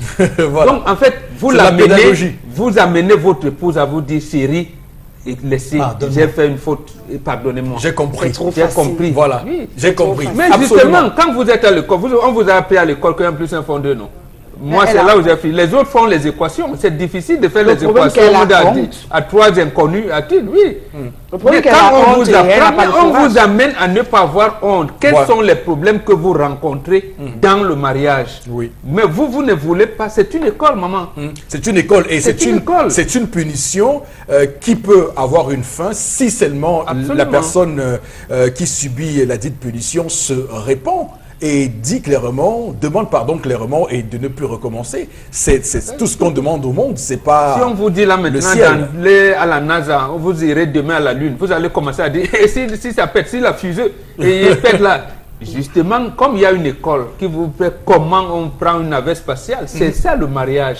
Sachez que c'est un mariage, ça s'apprend. D'accord. Alors Flora, allez-y, donne les autres messages. Ah, je vous en prie. encore d'autres... voilà. Alors, autre réaction qui ont toujours... Le plan... Alors, parlons du plan humanitaire d'urgence. Hein. C'est prématuré car le Cameroun doit penser ses blessures. Pour cette année 2018, même les organisations mondiales ne doivent pas se cacher derrière cette crise. Je pense que- Absolument. Comment vous pouvez reconstruire, monsieur Foposi Negou? La guerre n'est pas encore finie. Vous venez Vous construire parlez quoi? déjà de reconstruction. Déjà, le chef de l'État a dépassé les délais de convocation du corps électoral pour les municipales et les législatives, législatives. ou alors le report. Nous sommes aujourd'hui le 25. le 25, ouais, ouais. alors que la veille pour les législatives, le 21, passé à minuit, pour les municipales, c'était le 20. Il ne fait ni l'une ni l'autre chose. On vient reconstruire un pays où, en début de week-end, on vous dit que Bamenda même est attaqué. Vous allez reconstruire quoi et quand? Ce sont les D'accord. récupérateurs, ils veulent récupérer Ok. pour montrer au président qui travaille. Merci beaucoup sur le plateau d'avoir été si prompt à réagir sur les différents sujets que nous avons mis sur la table. Madame, Monsieur, c'est tout ce qu'on a préparé pour vous ce matin. On vous invite évidemment à l'édition de demain lorsqu'il sera 10h. Restez sur notre antenne puisque nos programmes s'enchaînent avec, n'oubliez pas, les différents rendez-vous de la Coupe du Monde, les émissions spécialisées Coupe du Monde, évidemment à 12h30 avec Sylvestre Hippolyte Zangaro et à 21h avec Eric Martial Jomo. Reste avec nous, c'est qui que Dieu bénisse le Cameroun.